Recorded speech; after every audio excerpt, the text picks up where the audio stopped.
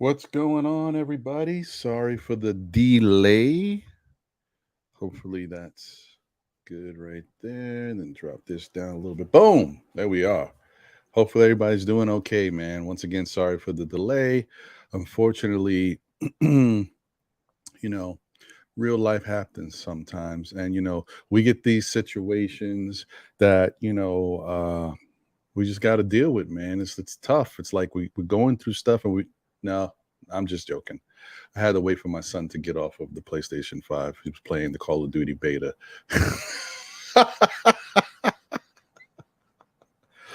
Oh man, it's crazy. It's like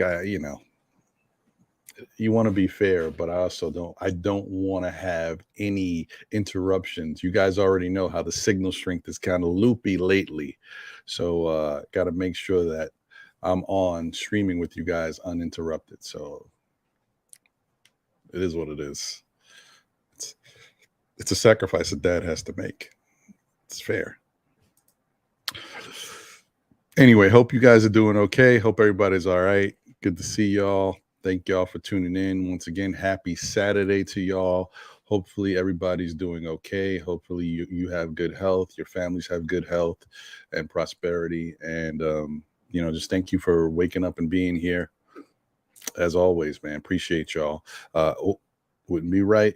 I don't start with the morning cup of Joe or Joanne.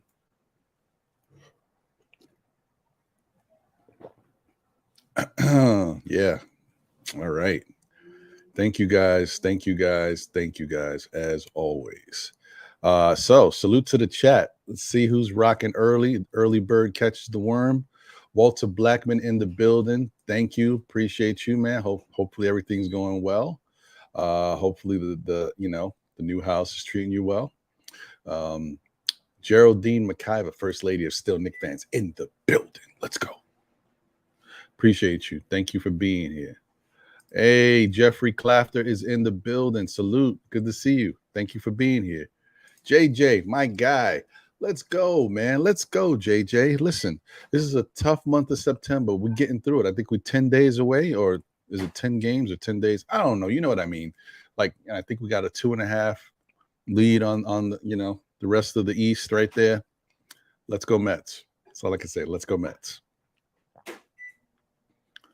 Wonder Woman's in the building. Man, I loved you growing up. I can't even tell you how I felt like as a kid, just watching how you took care of the bad guys and all. Listen, that's another story. We'll talk offline, Wonder Woman.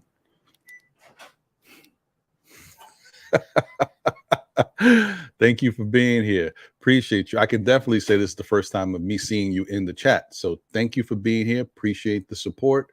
Hopefully you like the content and stick around, man, because we're going into season 3.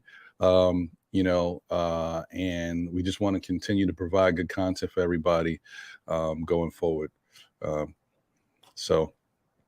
guys, I think for those who might have tuned into the NBA report this past Thursday, I was having some signal issues. I feel like I'm always having some signal issues lately, but I think it's the wire. So I'm gonna rock with the Wi-Fi today, and hopefully it gives us a little bit more consistent stream. But yeah, I think the wire is a little messed up because yesterday I was messing around with it, trying to check it out, and it was a little loose. So I was like, I think it's the wire. So hopefully we'll grab a new wire and get that squared away. But it's not as easy as it sounds. I can't just go get a regular wire and run it the way the everything's set up. It just so happens, these some of these places, old places, the situation is that you got a pole in one area, right, on one side, and so your signal and your modem and all that stuff have to be there, even though I'm not over there. So I got to run a long wire from point A to point B, and that's a little bit of a chore. I got to put it down, run it, snake it around, and then put those wire tacks in the wall to make it look neat. So that might take me a little minute. East Blue Drew in the building. Appreciate you. Sherwin is here. Sherwin, what's going on? Well, let me start that question. I'll get back to it, Sherwin. Deron Wayne is in the building. What's good? Salute, man. Appreciate you. Good to see you. Looking good. Doing it is here. Appreciate you. Angel Torres is in the building. Salute. Cash out, James Gold, all in my. Come on, you know how it is. What's up, man? Good to see you. Nick D is in the building. Salute, salute. Appreciate you. Thank you guys for being here and rocking with me, man. Appreciate it. Like I said, you could be anywhere in the world, but you're here today with me. So I thank you guys. And I know that some of y'all, especially on the East Coast, the weather's starting to change a little bit. So, maybe I'll see a couple more of you early, in the AMs on Saturday, because, unless you got a place to be, you don't just want to get out there and walk around and chill. Maybe it gets a little too cool for school. Although, I think a lot of us kind of like this weather. It's when it gets super cold, it's a problem. But this is okay. This is hoodie season, sweater season. It's all right. We New Yorkers, East Coasters. I don't know how many are in New York, so. Yes. Like I said, so I'm definitely monitoring the situation. I'm looking at the signal strength. I see it's going up and down a little bit, but hopefully it's remaining a little bit more steady than it was before. That's all I can hope. Because we're trying to improve, man. Whatever I got to do. I really need them to come out, and maybe if they could come out and rewire, but that's going to take them issues. Like, you got to get a lot of people involved, because they may need to rewire this whole area. I know I'm not the only one who had. The funny thing is, most people, this is the last thing I'm gonna say about it. This is probably too much. Like, people don't care. Most people don't even notice that the internet is not working properly, right? Because you could watch TV, you could be on your phone, you could do different things, you can play the game, no issue. It's when you're trying to stream and put on a show for people that the signal strength has to be even stronger. So that it's only affecting me. I'm sure everybody else around me in the area, whatever, they're not having this issue. Knicks fans, Brazil in the building. Victor, appreciate you, man. Good to see you. Thank you for being here. NYC BBall 08. First off, let me put Knicks fan Brazil up there so y'all see. Yeah, man, appreciate the guy. NYC BBall 08 in the building. Appreciate you. Andy in the building. Hey, Andy. Yeah, you're always welcome to jump in, man. Always. I'll put the link in the chat if you want to jump on. No problem. Did I already say? No, I don't think I did. Nick Jr. 79. Appreciate you. Thank you for being here. DDS in the building. Salute, salute. Appreciate you. Yeah, I might need to get the Geek Squad out here, man. It's not a joke. For real. Thank you, brother. Thank you. There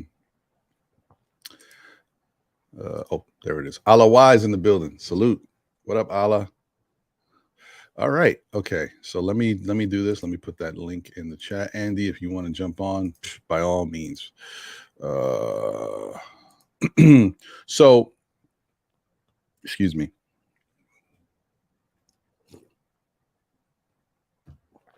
A lot going on, man. A lot going on, because we're getting close, guys. We are getting close. It's right around the corner. Right around the corner. Training camp starts on Tuesday. Basketball season is upon us, folks. We are right there. Preseason is 1 week after that. Imagine. Yo, time is flying, man. So, first off, let me say a couple things real quick. One, if there's anything you want to do in life, I don't care if it's the biggest thing ever or it's the littlest thing ever. If there's anything you want to do in life, don't put it off. Don't keep saying, I'll get to it next week. I'll get to it tomorrow. I'll get to it in a month. I'll get to it in 2 months. Do it as soon as possible, because time flies. Before you know it, a week has gone by, 2 weeks, 3 weeks, a month, 6 months. Sometimes you take so long, even a year has gone by and you're like, damn, I wanted to do that. So whatever it is, guys, do it. No matter what it is, just get out there and do whatever it is you plan on doing or wanted to do. Just do it. It could be the smallest thing. It could be, oh, I'm going to get to fixing the shutters or whatever it is. Just do it. Although I just said that, I got to give myself my own advice. So I guess I better get that wire and just start putting putting this stuff down. So maybe that's a job for tomorrow. I got to go get the wire today because I don't think the hardware store by me is open tomorrow. So, but yeah, facts. There you go. All right. Take your own advice, Ron. I will.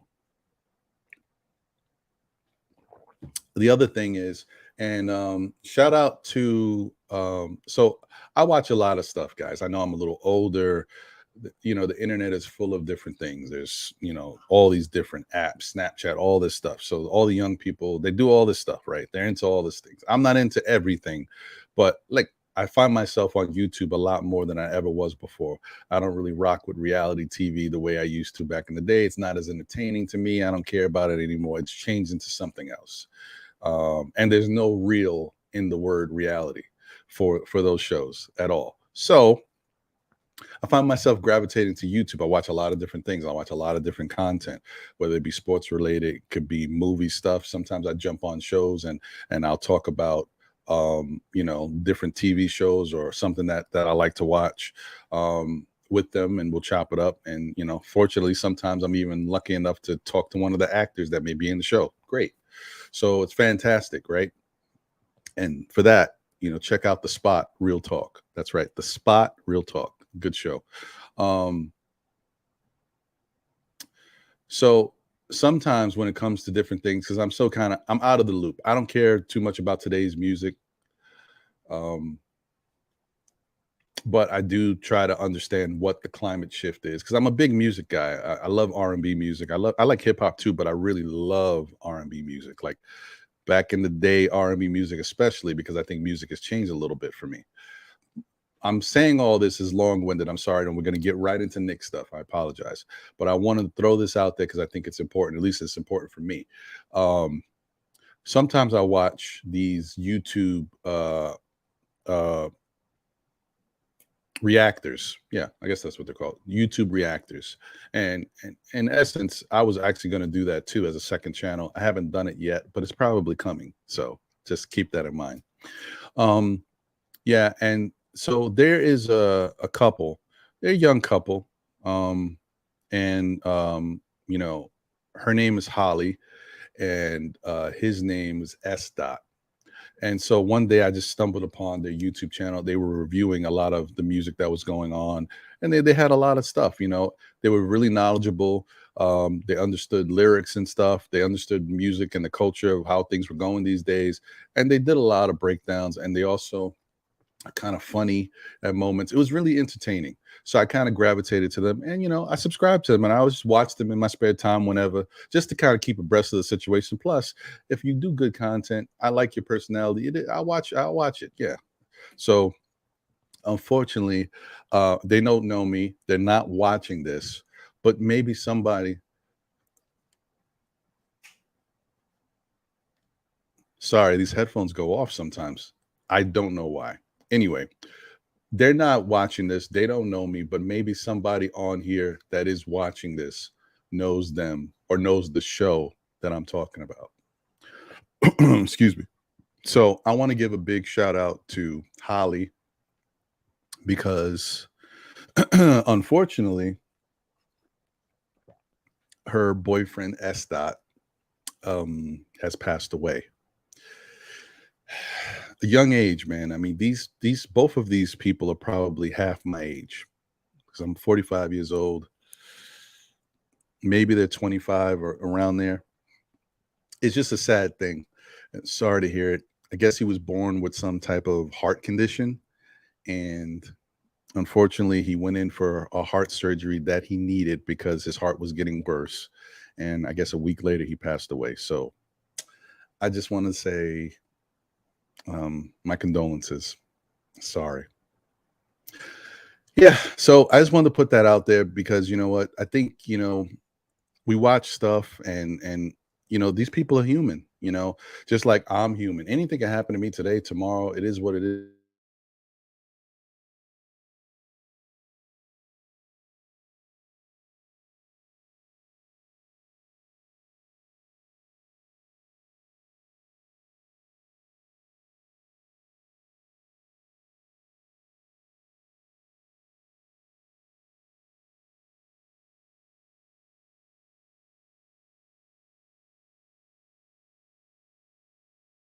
to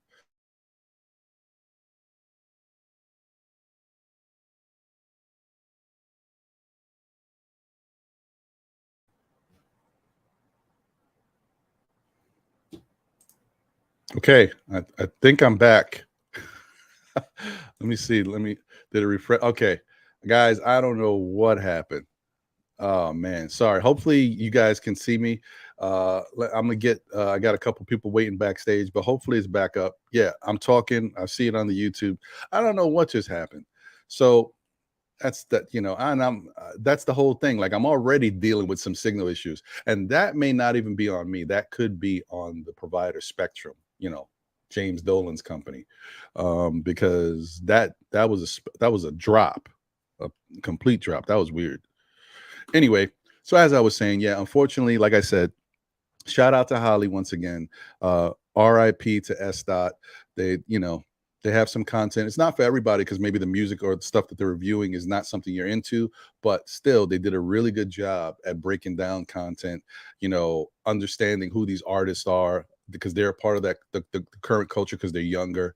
So yeah, definitely that's a horrible situation. I mean, the guy is, he was a very intelligent young man just trying to live life. And unfortunately, sometimes you're born with some of these type of ailments or defects. And they told him it was time for him to fix it. And I'm just saying this because I just think his story it's sad because they also did a video about a month ago where he was telling everybody that he had to go in for the surgery. And he was saying, pray for him, but be there for his girlfriend going forward because he doesn't know what's going to happen. And he was scared. And it's sad. So, all right, guys. I'm sorry to start you guys off with that, but I just think, we're all real people and stuff happens. So, all right. So, shout out to the chat once again before I get these two gentlemen in here. Shout out to El Servi in the building. Appreciate you. Salute. Eric Surreal is here. What's good? Appreciate you. Felicia Lee is in the building. Good to see you, Felicia. Thank you for being here. Carrie Cooper is here. Appreciate you. Thank you, Carrie. And thank you guys all for bearing with me and whatever the hell is going on with this connection. I got to get it right. I don't know, man. And then every time I call the company Spectrum, they keep telling me, yeah, signal strength looks good on our end. Yeah, like, okay, whatever. Salute to Shop Hours. Appreciate you, man. What's good, bro? All right. So let me get these guys in here, see what's going on with them. Andy. Salute, Ron. Happy to be on with you.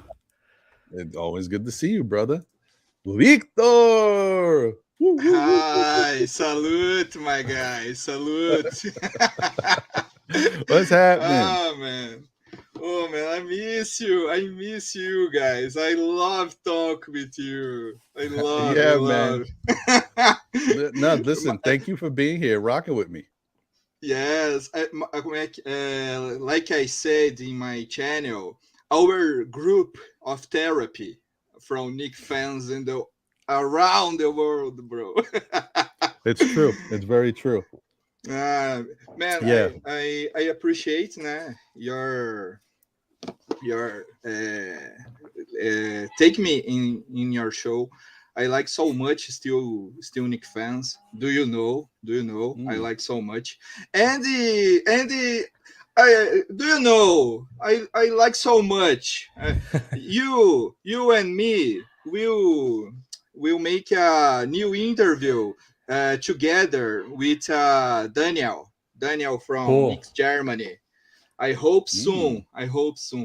But Ron, I enter a little in your live because I want your opinion and from Andy too. I saw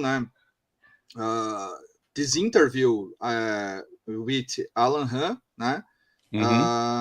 and Leon Rose. I want your opinion, Ron, and Andy too, about like your opinion about Leon Rose said yesterday, because I have my opinion, okay? But yeah. I excited for listen you guys. Okay. All right, so let's do this. I'll give Andy a quick second, or should I say a quick 40 seconds to think about it. Let me hit the intro, because I like to talk a little bit and then hit the intro after. So let me hit this little intro real quick. That gives me a little chance to sip some more coffee while I think about my life and why my internet is not working the way I wanted to. So yeah, just don't mind me. We'll be right back, guys, right after this.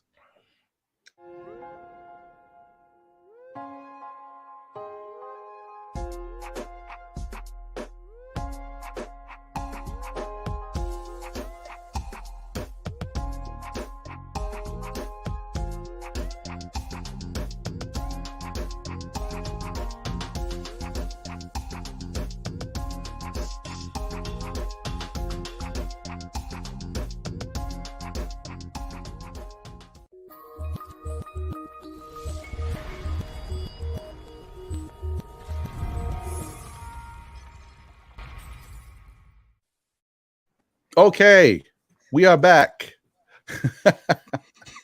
Thank you guys for bearing with me. We are back. We are getting it together. Yes. So there's some different things that I want to talk about with regards to this interview. Now, I am going to tell you guys I am happy that I was blindsided, because I don't know if I knew that media day was coming, and eventually somebody in the front office was going to have to talk, right? But of course, in Nick fashion, they said, you know what? Instead of waiting for that nonsense, let's just do our own thing and get some stuff out there. So I thought that was surprising. It's not really surprising, but I thought that it was happening right now was a little surprising. Okay, fine. So then it happens, and I gotta say, in fairness, first off, I think Alan Hahn did a terrific job. Incredible job. I think he handled it well. And he asked more questions than I thought Leon was going to even answer. But I guess that's okay. That's good. I mean, at least they threw some stuff out there and he answered it. We would like to hear him answer a couple more, but they weren't going to answer those. It is what it is. But I think it was a good job. And I think Leon did a good job of answering a lot of those questions. So that he in the way that he could. I have some issues with certain things. So rather than me get into everything, I'm probably going to break it down a little bit so that, we could talk about it for a bit. Well, first off, I will say I'm a little concerned about a couple things that were said.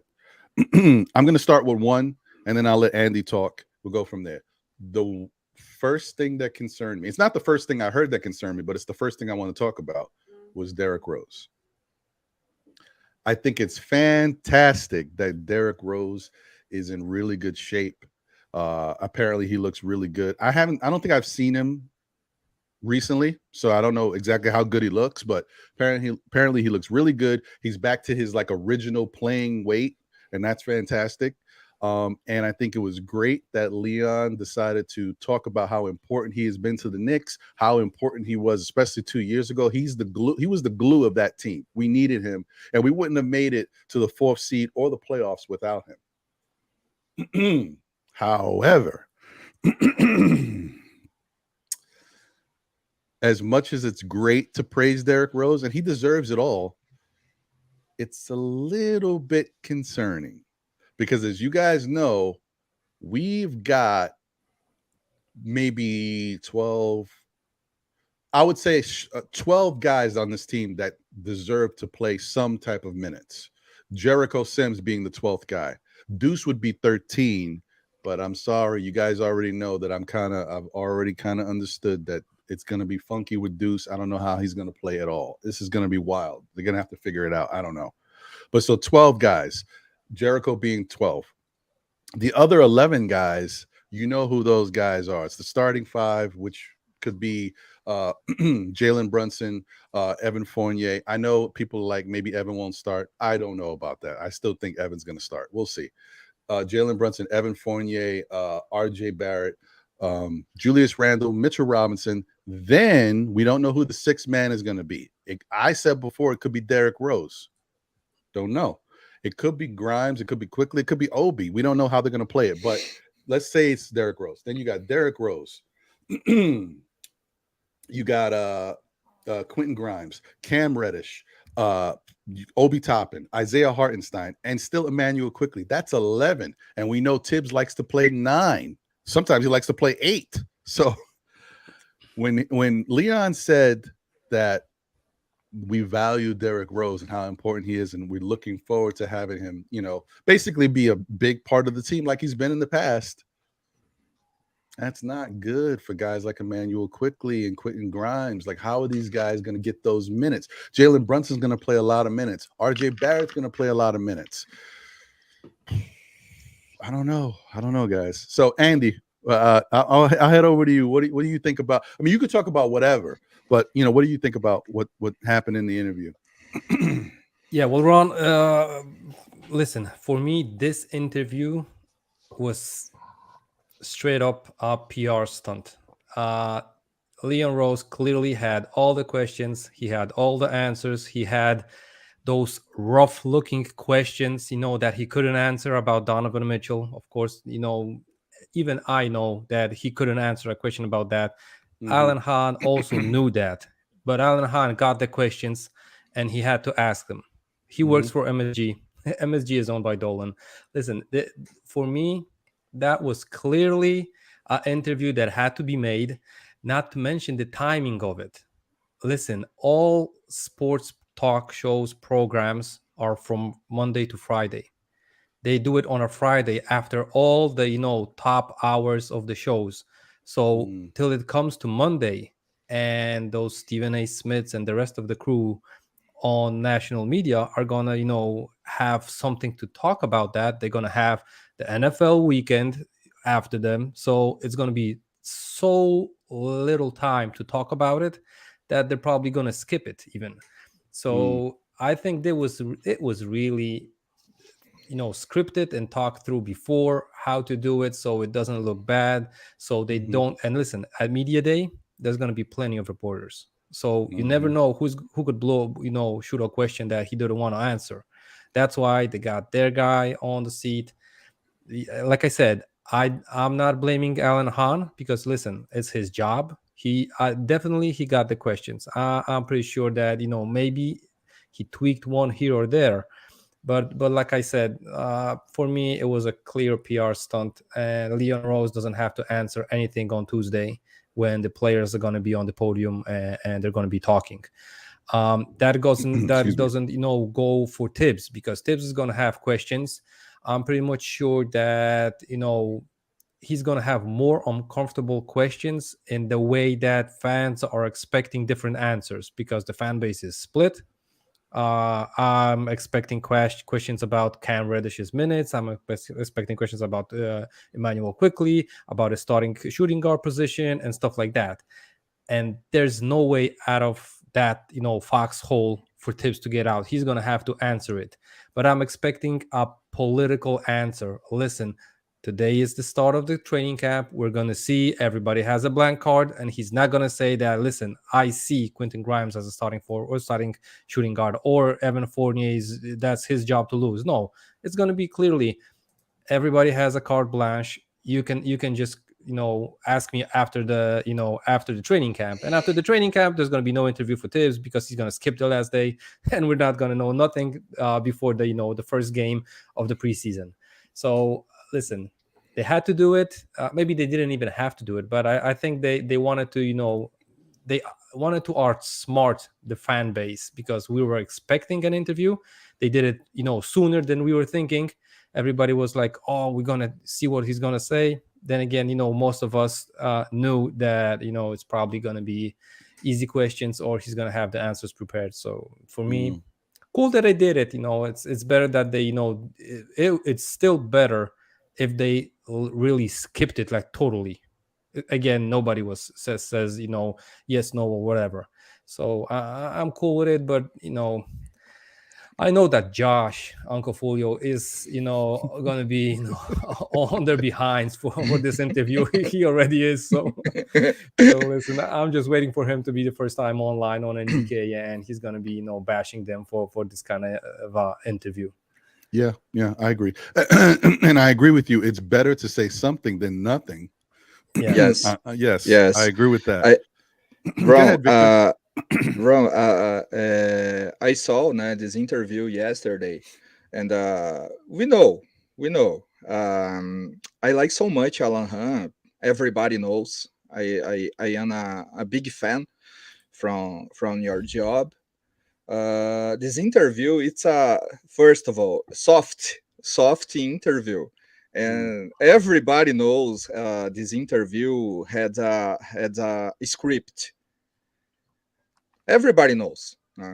I hate an answer from Leon Rose, for example, about tampering. Remember, guys. What do you think about tampering? Leon Rose say just no. Just no. Your answer about tampering, for example. And I think this interview it's important from the Knicks, obviously, because Leon Rose don't talk so much with the Knicks fans base. In Brazil, so many people don't like Leon Rose because Leon Rose don't talk so much with us. So this interview for me, it's a soft interview. Don't answer so many questions from Knicks fans base. But I think interesting about Leon Rose said about Julius Randle. The GM from the Knicks we don't see so much now talking about the last season. Julius Randle, it's horrible in the last season. So I think interesting. Derrick Rose mentioned. I am surprised because Derrick Rose, Alan Hahn joking in this interview. Everybody forgot this guy, man. And Derrick Rose, it's very important, in my opinion, to this team. In your experience from younger players, so man, I said before, a soft interview. But your Rose talk it. At least he talks. Yes. Yes. I hear you. Yes. Well, I mean, and don't get me wrong. What he said about, for example, Derrick Rose, I think a lot of the fans, most of us agree exactly. And Derrick Rose was very important to the team, and he still may be very important to the team this year. Don't know, because we got to see if he's healthy. We know that Derrick Rose can still play basketball. If he's healthy, he can contribute to the team. We just don't know how long he can be healthy. It's just tough. He's older. He's been through a lot as a basketball player, and your body has gone through a lot. It's tough to stay healthy, especially when you're used to getting hurt a lot. So all we can hope for is for the best, for him to be as healthy as possible. Maybe the Knicks won't use him as much, and maybe that helps him with his body recovery and stuff like that. But that also relies on Thibs to make the right decisions, to understand that even if Derrick Rose looks great, you can't play Derrick Rose 25 minutes. You can't do certain things. You shouldn't do certain things. But we don't know what can happen. I don't know. Because, Leon Rose did say that Thibs, is going to do whatever it takes to give us the best chance to win basketball games. That's the scary thing right there. I agree. Any coach you would want them to do, but with Thibs, it's a little different. So if Derrick Rose is out there and he's played 20 minutes and he's got like 18 points and he looks really good, I don't know if I see Thibs taking him out. You know what I mean? So I'm a little worried about that. I think that to your point that you brought up with Julius Randle, I think that was very interesting as well. That he said, and you know, you like to hear it, and I'm sure the players love it. That he said, "Listen, it's a new year. Everybody starts with a clean slate. We're starting from the beginning again." So Julius and anybody else who had whatever types of issues or things that they were looking at that weren't working out for them, you start fresh. Let's get it right this year. And that's a good way to think about it. And that's what you want to hear from the president of your basketball you know, organization.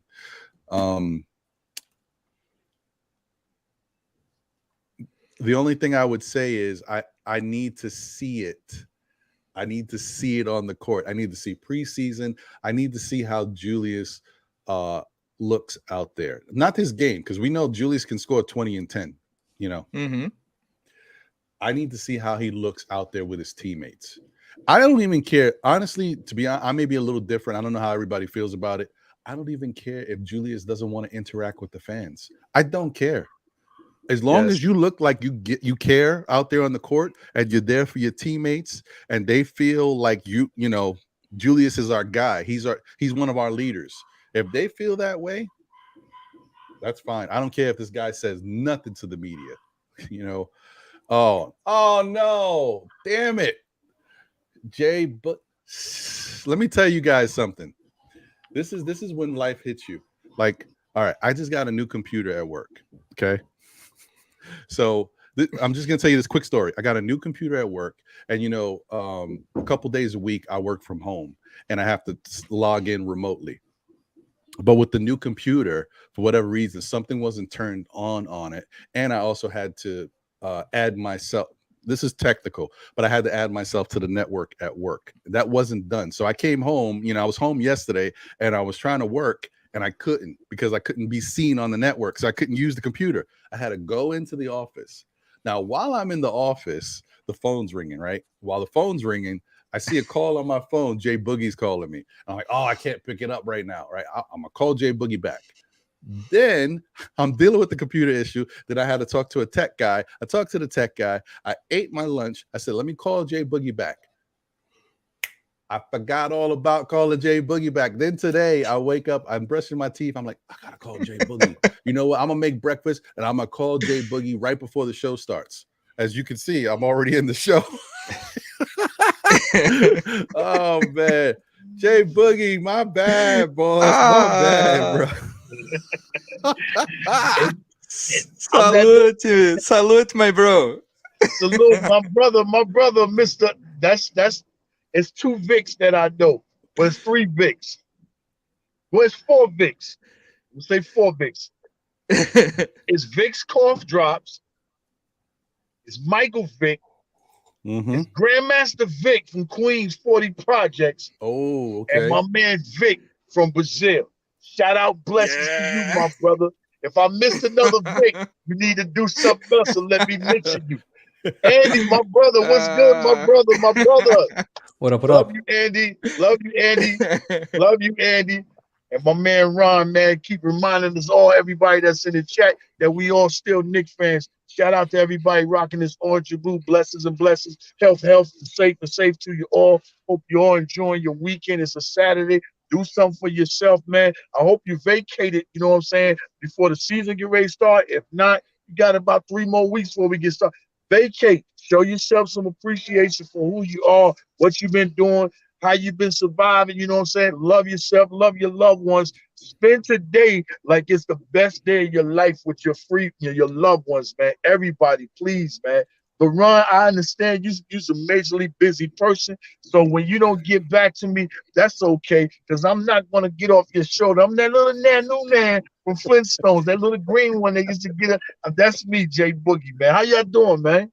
Good, man. Always good to see you. I'm better now. I'm glad, because honestly, man, you know what? I'm glad you jumped on, because it would have hit me after the show, and I'm like, damn, I know I was supposed to do something. Again. I'm like, okay. I gotta. Sometimes that's a good sign, guys. And to those in the chat and those watching, sometimes you gotta slow down. Sometimes life moves fast, and you start moving fast with it. Sometimes you got to slow down, man. Slow down. So, yeah, thank you, J Boogie, man. Appreciate you, brother. Never try to move faster than life. Be slower than life and let life open up doors for you to walk into. You know what I'm saying? You can never get in front of life. Life is always going to be in front of you. As soon as you unattach your eyelids during that day of birth or that night of birth in that hospital, that what you saw was life. And then you saw, you know what I'm saying, the lights. Then you met your moms after, you know what I'm saying, to ask the doctor to pass you up. Life is always in front of everybody. So when your eyelids is open and attached, make sure you take, you know what I'm saying, complete advantage of your life, of your day, and go for your success. Don't allow nobody stop you from your dreams when you wake up. Just always know that you're your own roadblock, man. Don't never let nobody stop you from doing what you're doing, man. Ever. That's a fact. That's a fact. Yeah. Thank you, J Boogie. Appreciate that, man. No doubt, J Boogie always make people feel better, man. Yo, Ron, if I can say, I always wanted to say this to J Boogie, bro. If I see you on a stream on a Saturday, you're preaching so much that I feel like I can skip church on Sunday, bro. There you go, man. Hey man, hey, I'm just doing what he allows me to do. You know what I'm saying? Coming from my situation, you know, when Ron interviewed me, coming from my situation where I've been, I know what it feels like to be in a situation where you can't reach out to nobody.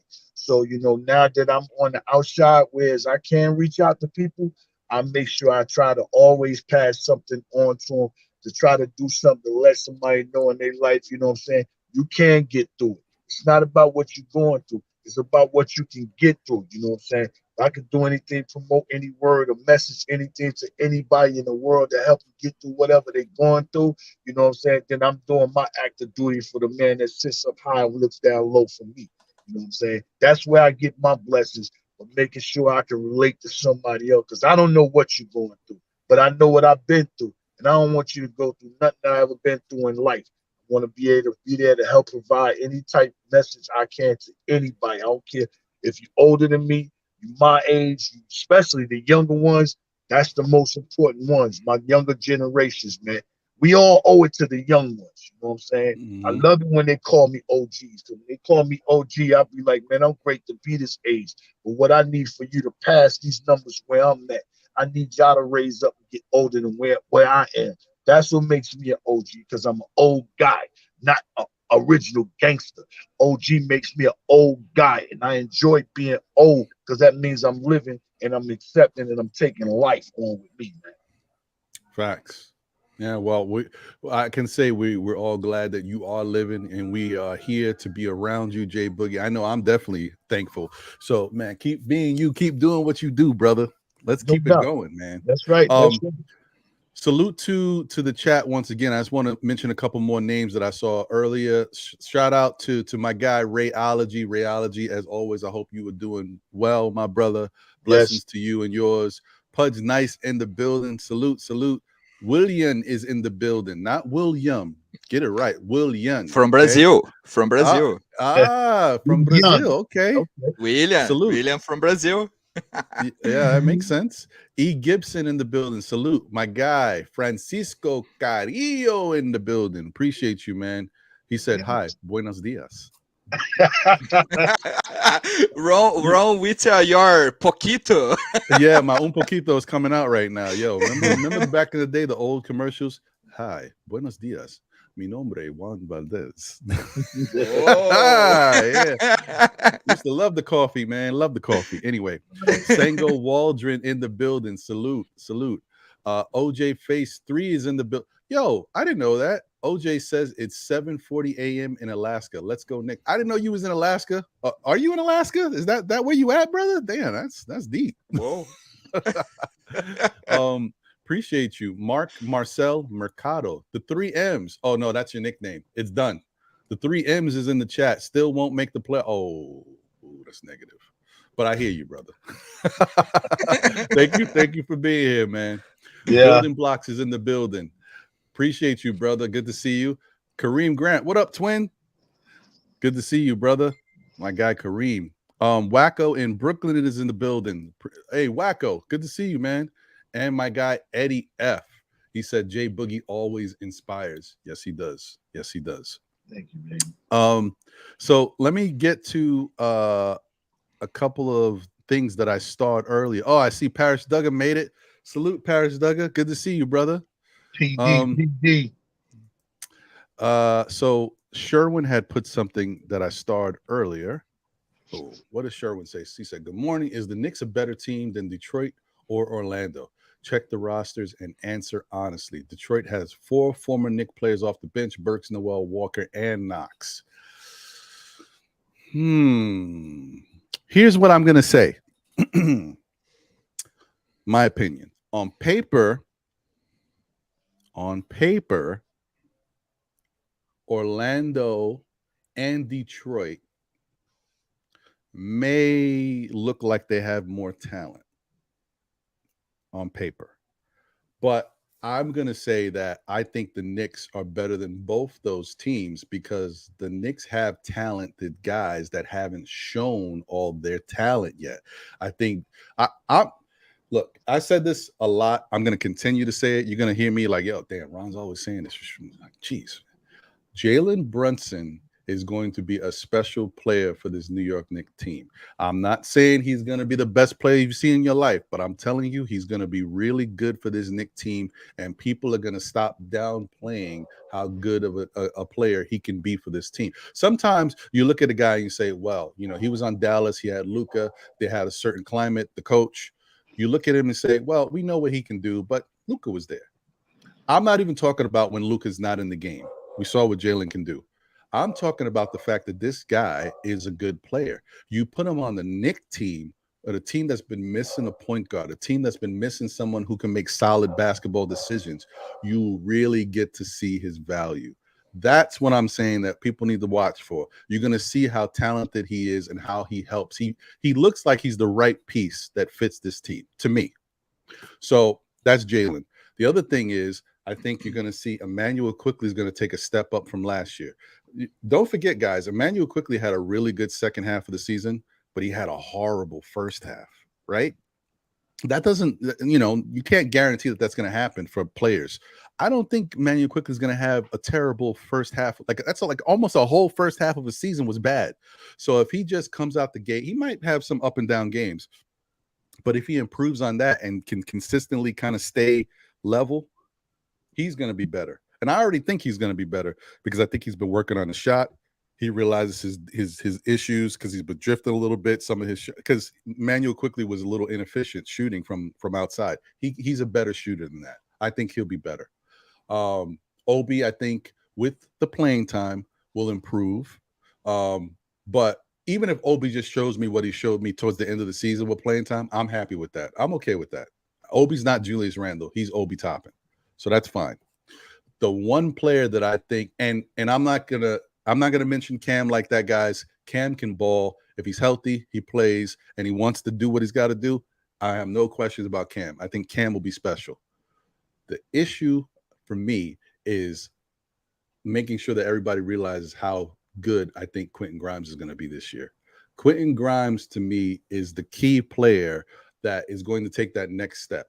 And he's the one guy that you can see from all these other guys that his game is a little different. What he was doing in the summer league, working on his steps throughs, the up and unders, the passing, the what he's doing with his dribble and stuff that he's working on, that looks different from him because we didn't see that before because he was limited because of the role.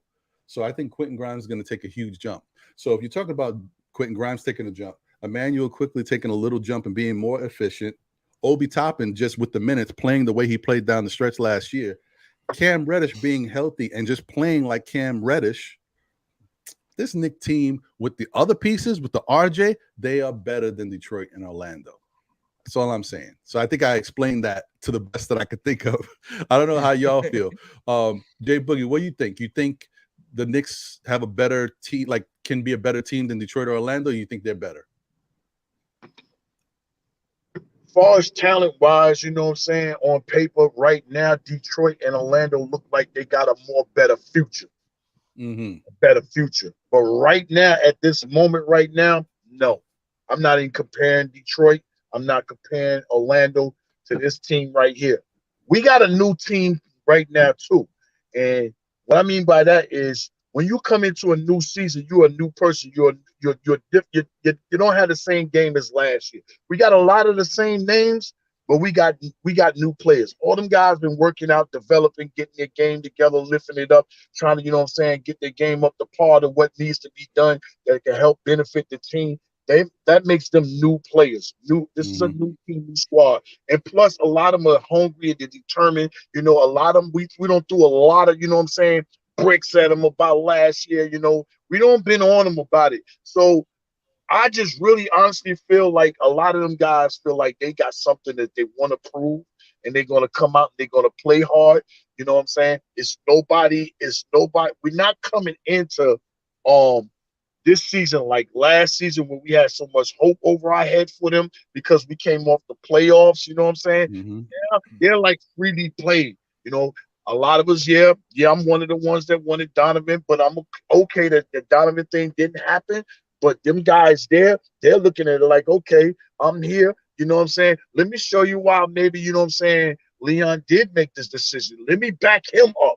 You know what I'm saying? Let me back him up with my performance and my play. So I'm ready to go, man. I can't wait for opening night. You know what I'm saying? The Giants already went to Tennessee and knocked them off. Why we can't go to Tennessee and knock Memphis off? They ain't the same. They ain't the same, bro. I ain't heard nothing from Tennessee since Arrested Development. You know what I'm saying?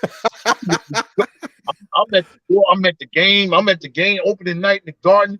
I'm rooting. I'm cheering. Anything I could do help us going in the right direction, Jay Boogie's going to do that, man. But I love the situation we're in because I take a hungry player that, over a player that has all the skills but ain't getting no better, being lazy in this game. But you give me somebody that's hungry and determined right now. Quentin Grimes is determined. Quickly is determined. RJ Barrett is determined. Let me get Julius in there too. Y'all, people can say what they want. Julius is determined too. Mitch is determined. Everybody is determined as far as with this roster. And Lord knows you already said it. Brunson, he's really determined. He wanted his own team. That's why he could have stayed in Dallas. No, I need to go get my own thing. I need to be my own floor general. I need to lead. I need to show other guys, how to play from what I learned, And he fits the situation, man, more than anything. Jalen Brunson really fits the New York Knicks. He fits the culture. He fits everything that we'll build like. And don't forget, he's a medium pace type guy. He's in the East. He's not up and down. Now he can play his normal pace, where he at. We're not up and down with the Knicks, We don't have a running squad, but a good half court squad with a point guard that can generalize the floor and everything. I'm all right. And no, I'm not making up excuses, because we don't have Donovan. Everybody know we would have loved to have Donovan, but really, where would we have been, without all those scenarios, without some of them draft picks, without a lot of our youth, we still would have had to wait to free up money. But right now, we still got, contracts is movable. We still got a lot of picks. We still got young core that's developing, So I'm with the team, I'm with whatever's happening. I'm not going to get mad about what didn't happen there. My duty is to continue on rocking with the New York Knicks, whatever they have on the floor, because I'm not going to act like I'm not going to go buy that fitted hat. I'm not going to act like I'm not going to go buy that jersey. You know what I'm saying? I'm not going to act like I'm not going to go on that game. I'm not going to act like, I got a podcast that's going to come on and I'm not representing the Knicks. You know what I'm saying? I'm representing the Knicks all the way because I love them. I'm loyal to them and everything. You know what I'm saying? So when they down, I'm down. When they trying to get up, I'm trying to get up with them. You know what I'm saying? That's the difference between us and a lot of these franchises. A lot of them teams that's doing good, if they got their fans rocking all around them, they wouldn't be around them if they was down like the New York Knicks. But we around doing our bad times, our worst time. Imagine where we going to be when we get up. And the thing is, when we get up, we're going to all get up together because we've been here together across the board, man. Facts. I agree. What let me get to Andy, then I'm gonna come to Victor. Andy, what do you think? What do you think about that comparison between the Knicks and young teams like Detroit and Orlando? How do you feel? Listen, Ron, I think I agree with Sharon on several topics and several takes. But this one, Burks, Noel, and if I'm correct, Walker is gonna get or is already waived by the Pistons. But even if not, Listen, Burks, Noel, Walker, and Knox. I didn't see many Knicks fans wanting to keep those guys.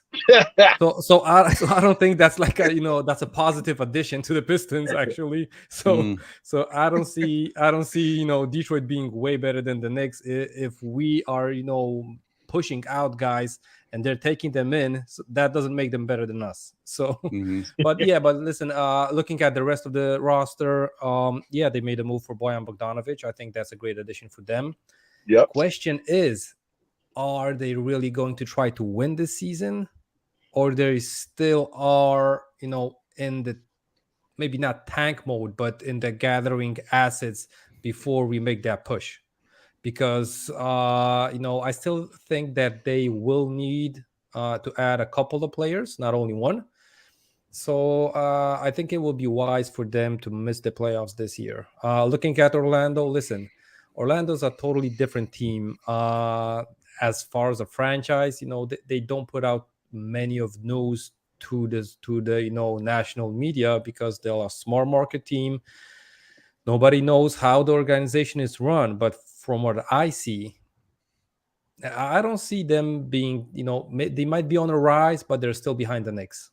So, they got a couple of young guys with talent, but I still don't see, plenty, or maybe even that one huge franchise player, where they're going to build around. They got Wagner, cool. He's going to play great.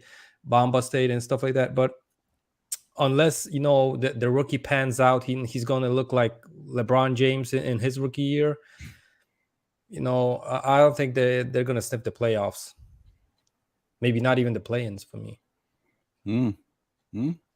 Okay. Listen, man. I think that may be very true. That may be very true. Victor, what do you think? What do you feel about Detroit, Orlando, and the Knicks? You think the Knicks are better than those teams or what?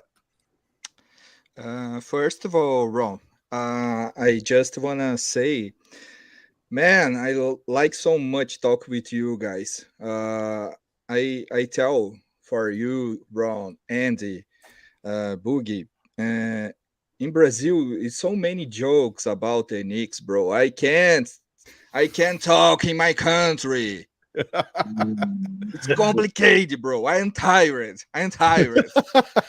Yeah. And here I can talk about my team. So really, I like so much talk with you, Ron, Boogie, and from Poland, my guy from Europe. I like so much talk with you guys. So I agree with Jay Boog said, and you, Ron, and Andy. In paper, these teams it's better compared with us, but these teams is more from the future, not the present, compared to what with our team. The Knicks has more experience.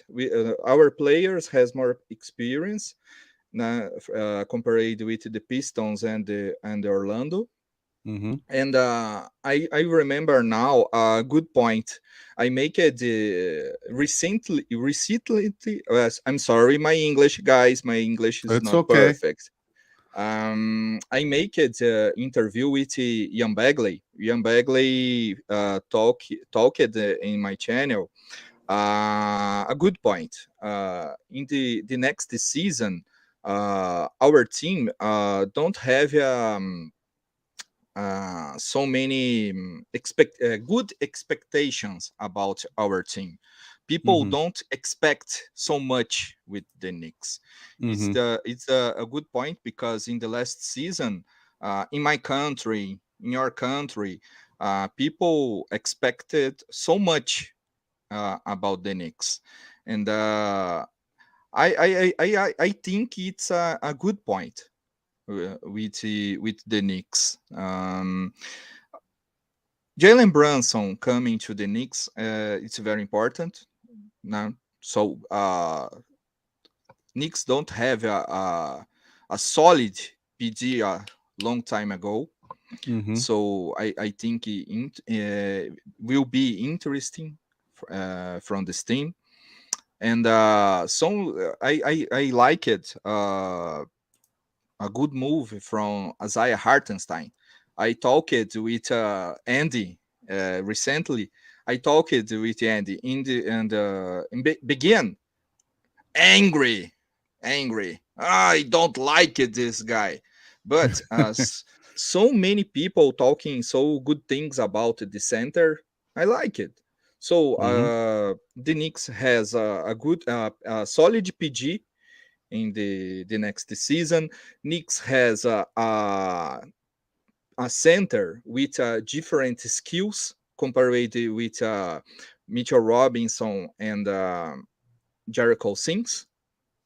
Isaiah Hartenstein can be space, nah? Open the floor, nah? From Jalen Brunson, RJ Barrett, Julius Randle, like he making a drives, nah? Infiltrations, so can be interesting. So I don't think Orlando and Detroit it's better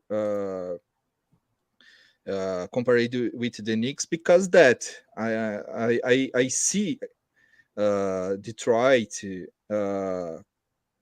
will be a great team in 2 years. In 2 years, I think Detroit will be a great team, and Orlando too. But now, and I agree in parts with Andy. But I think the Knicks has a chance in playing and enter in playoffs with this team.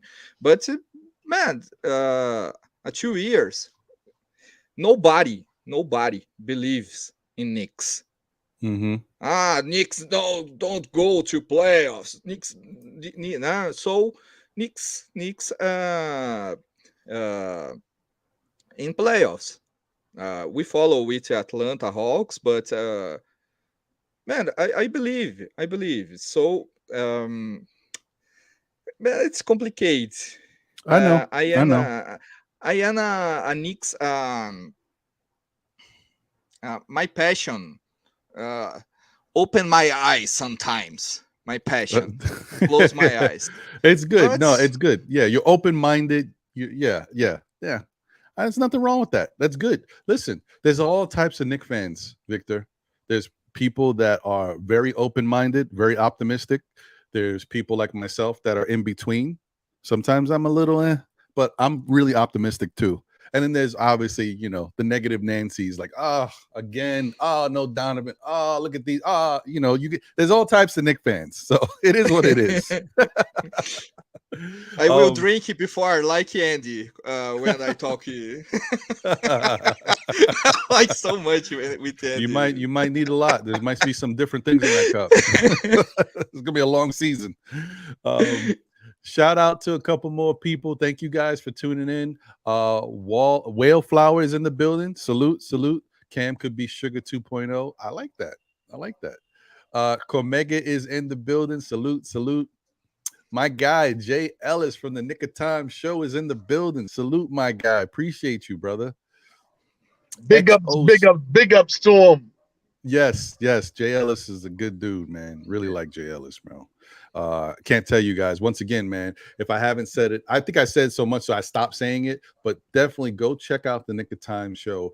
It's one of the pioneer shows of this Nick community, man. People just, I think people forget sometimes. Don't sleep on the originators. They paved the way and they're still here rocking. So give them the love that they deserve. So shout out to Jay Ellis and the Nick of Time show as always. And Ron, I love your sounds like poo, poo, poo, poo, poo. Yeah, that's unfortunately. I keep saying I'm gonna get some of that. I gotta get some of that for the weekend show. More fire. I need it for the man. Because on Mondays when Jose's in the background, like pew pew pew pew, like I need that. I need it. Shout out to Jose and John as always. Appreciate you guys, my brothers. Yeah, big shout out to Jose, man. That's I haven't met that guy yet, But man, he just sounds like one of the people that you just really need to make sure that you're around, man. Shout out to you, Jose, man. Great job you be doing behind that board, rocking, doing what you're doing. Big ups to you, my brother. Shout out, big ups to all the guys that be working on them boards behind doors, doing what you're doing. You know what I'm saying? I know the stage, man, the rappers is always the one, but it's always the producers that gets the things done, man. So shout out to all y'all board men, rocking men, doing what y'all doing, man. Facts. And he'd probably be embarrassed if I said this, but let me just say, guys, I know we try to hype it up and big up everybody. Jose's a really good dude. I don't think y'all know how good of a dude Jose is. Jose, he's got a regular 9 to 5 or 9 to whatever type job, because sometimes them hours get crazy, and he does this stuff on his job as well. But the fact that he does that, right? He's newly married. He's like 2 years in. He does what he does for our shows. He does volunteer work and does this same type of stuff for his church, and that's like 3 days a week. Like, Jose's all over the place doing a lot of things, and he's volunteering and lending his time. So I appreciate Jose so much, man. He's a really good dude. So shout out to you, Jose. I know you're probably not watching this right now because you're probably doing something right now for somebody, but you'll see it. Right. Go back and look at the footage then. Yeah, man. Yo, he's a really good dude. Hey Ron, I'm gonna jump off because actually I'm getting ready to go do a show. I got a performance to do like in front of 6,000 people today. I'm gonna I got my cameraman and everything, you know what I'm saying? So we're gonna try to get y'all some footage on how I'll be holding it down on stage. But right now, Jay Boogie's really on his music thing right now. Matter of fact, I sent you a freestyle this morning. Blessings, you know what I'm saying? This morning I emailed you one, I emailed everybody. My man Vic, I gotta get your information. So if you can allow Ron to send me your information, I can make sure I can, provide music and entertainment to you and your people in your country too. And same well as Andy when he go on.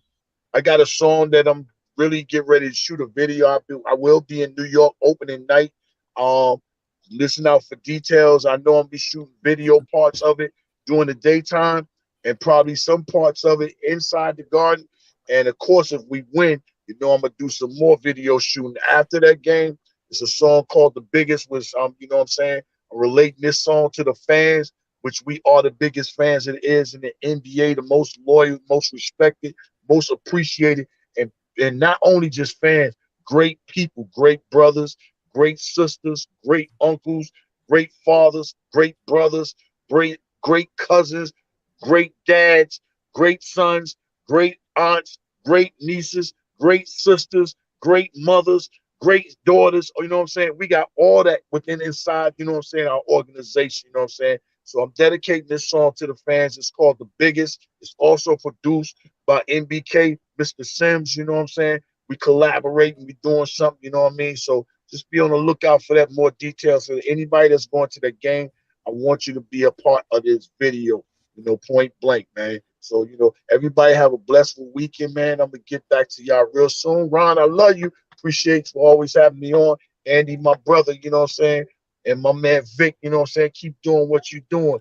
No matter how they like you, not like you over there about the Knicks, just know that you're loyal. And that's more respectful than anything ever. A lot of people can't say that they are loyal. You are loyal. You ain't running after the big things.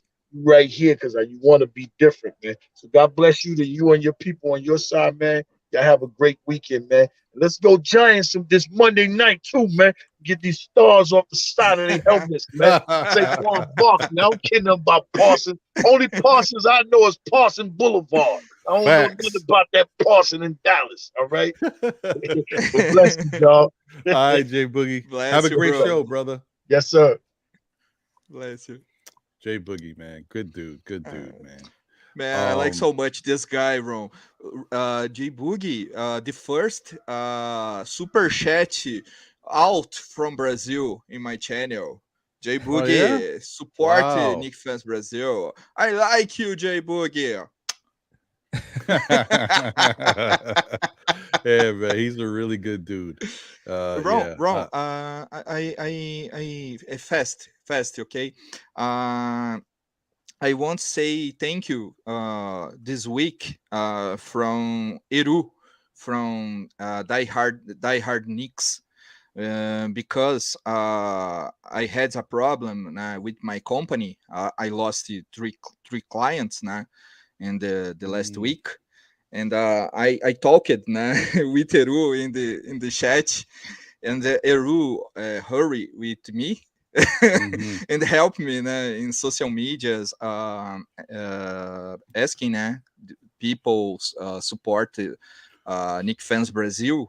Man, really happy with Eru. I like so much. For me, it's a friend like you, Ron, like you, Andy, and really thank you, Eru. I sorry, Ron, but I really need in your channel, because it will really support my channel, and my channel now for me it's very important, Ron. Help my house and etc. So thanks so much, Eru. Thanks so much, Eru. Yeah, no problem. Actually, I was gonna mention, channel and the support for your channel. Thank you for bringing up Eru. I mean, I thought that's for you to mention. Eru is a really good guy. Die Hard Knicks in the building. If you guys know who Die Hard Knicks is, Eru, great dude, and he did do something really nice.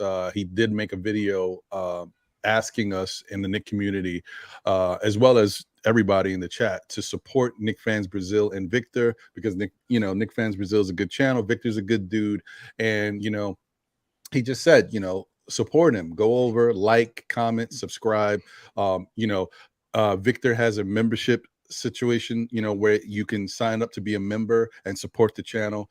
By all means, feel free, whatever you can, if you want to be a part of it. Even if Eru said, and I think if I remember, because I just saw it the other day, he said, even if you only can do it for a month, if you can only support for a month, give a couple dollars, support, and then if you have to decline your membership after, fine, but at least you're doing something to support Victor, and give him the love and help towards his channel. He appreciates it, because listen, we're all people. We're real life people, man. Everything, it's not always easy. Certain things are going on. Look, you know what I mean? So yeah, whatever we can do to support him. And I'm still there. I haven't given you my support as of yet, Victor, personally, but I am going to do that as well. So don't think you already got me. I'm on the show. I said it, so it's coming.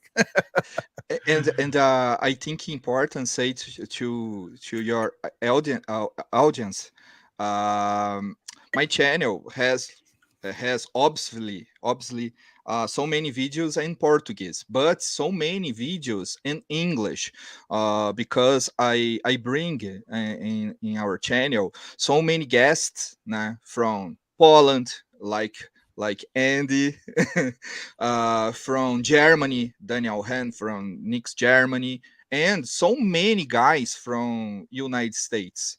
Ian Bagley, Alan Hahn, Ron from Still Nick Fans, Eru, Die Hard Knicks, Ashley Nicole Limos, and so many.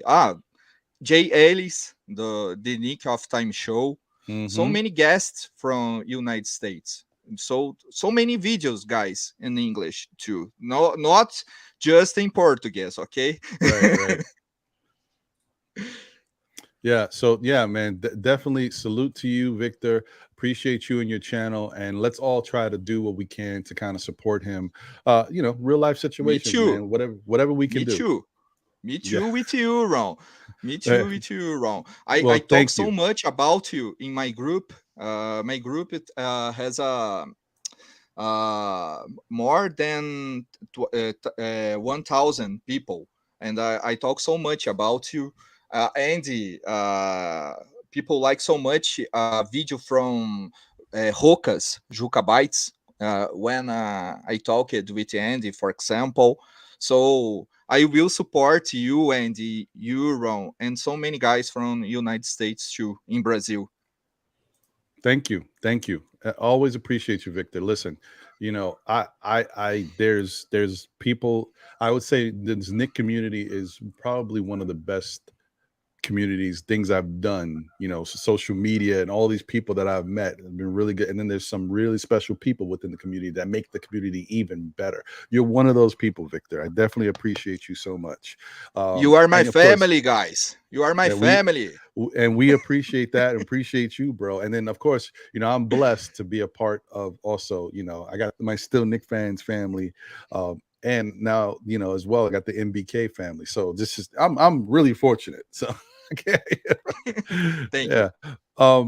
So I want to get to a couple more things. And then there was a question from Dwayne Dennis that I wanted to get to, but there's a couple more things that I wanted to touch on real quick right before that. But first off, shout out to, did I already say this? I feel like I did. Yeah, I did say that. Omega, XO Sports Talk, right? Jay Ellis, yep. Shout out to Kerry Cox, appreciate you. Thank you for being here. Shout out to Thunny Music in the building, appreciate you. Thank you for being here. I see there's a super chat. I'm gonna get to it, Kerry Cooper. I'll be right there. Shout out to DD in the building. Salute, SKF family. Let's go. Lou Memorabilia is in the building. He said, shout out to J Boogie Andy, you know, the whole clan. Drip Moore, the barber that everybody should know, man. He's the Still Knicks fans barber. Don't get it twisted. Luck Charm is in the building. Appreciate you. Sincere the Genius is here. Keyshawn is in the building. Thank you. My guy Heck, Project Nerd, HQ, Yankees Morning Brew in the building. If y'all haven't checked out Yankees Morning Brew, every day, Monday through Friday, 11 a.m., talking about these Yankees. These Yankees are hot right now. They just clinched their, playoff bid, so they'll be going into the playoffs. You got Aaron Judge that is on the heels of the Roger Maris record. You know, there's a lot of stuff going on in New York that's good right now, man. For a lot of New York teams, you know, the Mets just clinched their playoff berth as well, so they'll be in the playoffs. You got the Mets in the playoffs. You got the Knicks in the playoffs. The Giants are 2-0. We got a new season for these Knicks that are hoping to surprise and shock a lot of people how good they're going to be. Not that they're going to be championship contenders, but I think they'll be better than some people think, and that's enough for me. I'm happy, and hopefully they have a winning season, make a play-in and playoffs, all that good stuff. So yeah, and the Rangers had a really good season this past year. They surprised a lot of people. So New York sports is looking up. All right. So two more things I wanted to get to right before I get to the super chat, and I got to get to the Dwayne Dennis question. One, Craig said, Ron, how many subs you need to 2,000? Thank you for bringing that up, Craig, because I did not mention it as of yet. And so, you know, unfortunately, I'm still at the same number. Now, I knew that when I was doing the NBK show, doing the NBA report, there might be some people that subscribe to NBK instead of Still Knicks fans. That's okay. That's fine. Hey, the love is the love. But now that I'm here back on Still Knicks fans, I need you guys, anybody new who likes the show, likes the content, wants to support, tell a friend who tells a friend who tells another friend, tell your nana, tell your babysitter, tell your teacher, your professor, whoever it is, tell your boss, maybe, listen, in my maybe group. you like Knicks basketball. Right. I will create, Ron, a teaser from our interview. And cool. I will ask from Knicks fans in Brazil, subscribe in our channel. I really want to help you, bro. Thank you, man. I appreciate that. Thank you. So as you can see, guys, the road to 2,000 subscribers, we're at 1993 and counting. We're still 7 away. So, you know, that's where we're at, Craig. We're getting close. I smell it, but we're just not there yet. Un poquito. We need a little more. A little more. Okay, we're almost there. Also, Craig said another thing. Let me see. He said, Ron, did you hear Mayor Adams wants Dolan to move the Knicks so they can build condos, etc.? And he dissed the Knicks, stating that maybe if they move, they will start winning. Let me tell you something, guys. I don't know if Mayor Adams and his cronies are looking at this, so I got to watch. If you don't see Still Knicks fans next week, you know what happened. I don't care anything about what Mayor Adams say. I would rather him stick to politics, and I don't even think he's doing a good job at that. I'm not necessarily happy with how he is as a mayor right now. So, Mayor Adams, please refrain from talking about our New York Knicks or any sports teams. This whole mission to move Madison Square Garden has I think it's been in place for like 20 something years. I've heard it since I was young. They've always been trying to say, let's move Madison Square Garden somewhere else because that space of land is valuable. You know, they always want to do something there. And fortunately, they've been lucky enough to be able to hold Madison Square Garden there. At one point when the circus was there, the way the Knicks were considered an entertainment, Madison Square Garden was considered an entertainment arena. There was something about it. I don't know if it had to do with the circus, but it's all the stuff that they had there allowed New York City to say, no, we can't move them because they're doing they have all of this going on. Now, things have changed a little bit. Madison Square Garden still offers concerts and other things, and obviously Knick basketball, Ranger hockey, but they don't do circus stuff. They don't do some of the other things they did. So I don't know if that changes how the arena is looked at. So maybe now they can talk about it again. I don't expect Madison Square Garden to be going anywhere. And sometimes you look at a situation and you say, well, we want James Dolan to sell the team. But you never know what comes with that. If James Dolan sells the team, maybe Madison Square Garden moves. You never know. So the fact that he's in place still there, maybe it keeps Madison Square Garden where we like it. Because I tell you, some of these arenas are in good spots. You know, you can get to Madison Square Garden from anywhere in a pretty comfortable amount of time. I like where it's at. If you move it, who knows where they move it? It would be even worse if it moved out of the city. Oh no. So you never know. I'm just saying. So be careful. Ay, man. Be careful. Anyway, all right, Craig. Thank you. And let me get to this. Bro, Knicks help so much in marketing from the NBA. It's impression, bro. It's impression. Knicks help so much NBA with marketing. Bro. Yeah, I don't know. I mean, I'm not gonna, and I hope if people, the powers that be, are smart, you would look at the situation and say, I'm not gonna let this guy who's a new mayor come in and just all of a sudden uproot everything we got going on. Let's see some positive things from your mayorship first. Do some other things to help the city before we just say, oh yeah, we'll move this and bring more money. That's I don't know about that. Whatever, bring in condos. Is there not enough condos? New York City is one of I'm not going to get into it. That's politics. You guys understand. New York City is congested. More condos. Okay, whatever. All right. Carrie Cooper. Thank you for your generous super chat. Appreciate you. Said, I agree with you. Ron Brunson is going to be a real game changer for this team. Can't wait to see how he fits and leads us. Yeah, man. I mean, that's the whole thing. I'm not saying, and I don't want people to get it twisted. Brunson is not going to be, the best. He's not Michael Jordan. Don't expect that. I'm just saying he's going to be a really good, solid player for the team. And the other thing is Brunson adds two things. One, he brings in a player who's efficient, who can score. He's got a high basketball IQ. He makes smart decisions. I'm not saying he won't make a bad play here or there, but he makes smart decisions generally. The other thing is, don't forget, sometimes you could bring in a player that makes up for some of your negatives, not just what he does personally. Knicks made some bad decisions with the basketball in certain points down the stretch in games. And having Brunson with the ball and hopefully smarter IQ basketball, better decision-making, some of the negatives that the Knicks had go away as well. He helps with that. And he puts RJ and Randle in better positions to make smarter decisions and to focus less on trying to play make as much. They'll still do it, but they won't have to do it all the time. So that's going to help them as well. It's going to be good, man. I think you guys will be pleased with it. Just give it time and don't put too many high expectations on Jalen Brunson. He's a human being. He needs to acclimate himself to being on this Knicks team, understanding how it is to play for this New York franchise and being in Madison Square Garden with the pressure. He'll be fine, but we got to relax. All right. So that being said, thank you guys. Appreciate y'all as always. Dwayne Dennis says, forget what Leon Rose said. This season hinges on what Coach Thibs does. Very true. Starting lineup: Brunson, RJ, Cam, Randle, Mitch. Second unit: Quickly, Grimes, Obi, Hartenstein. I would say that I could see this being the case, but somehow Derrick Rose has got to get in here some way. So I don't know how they're going to do it.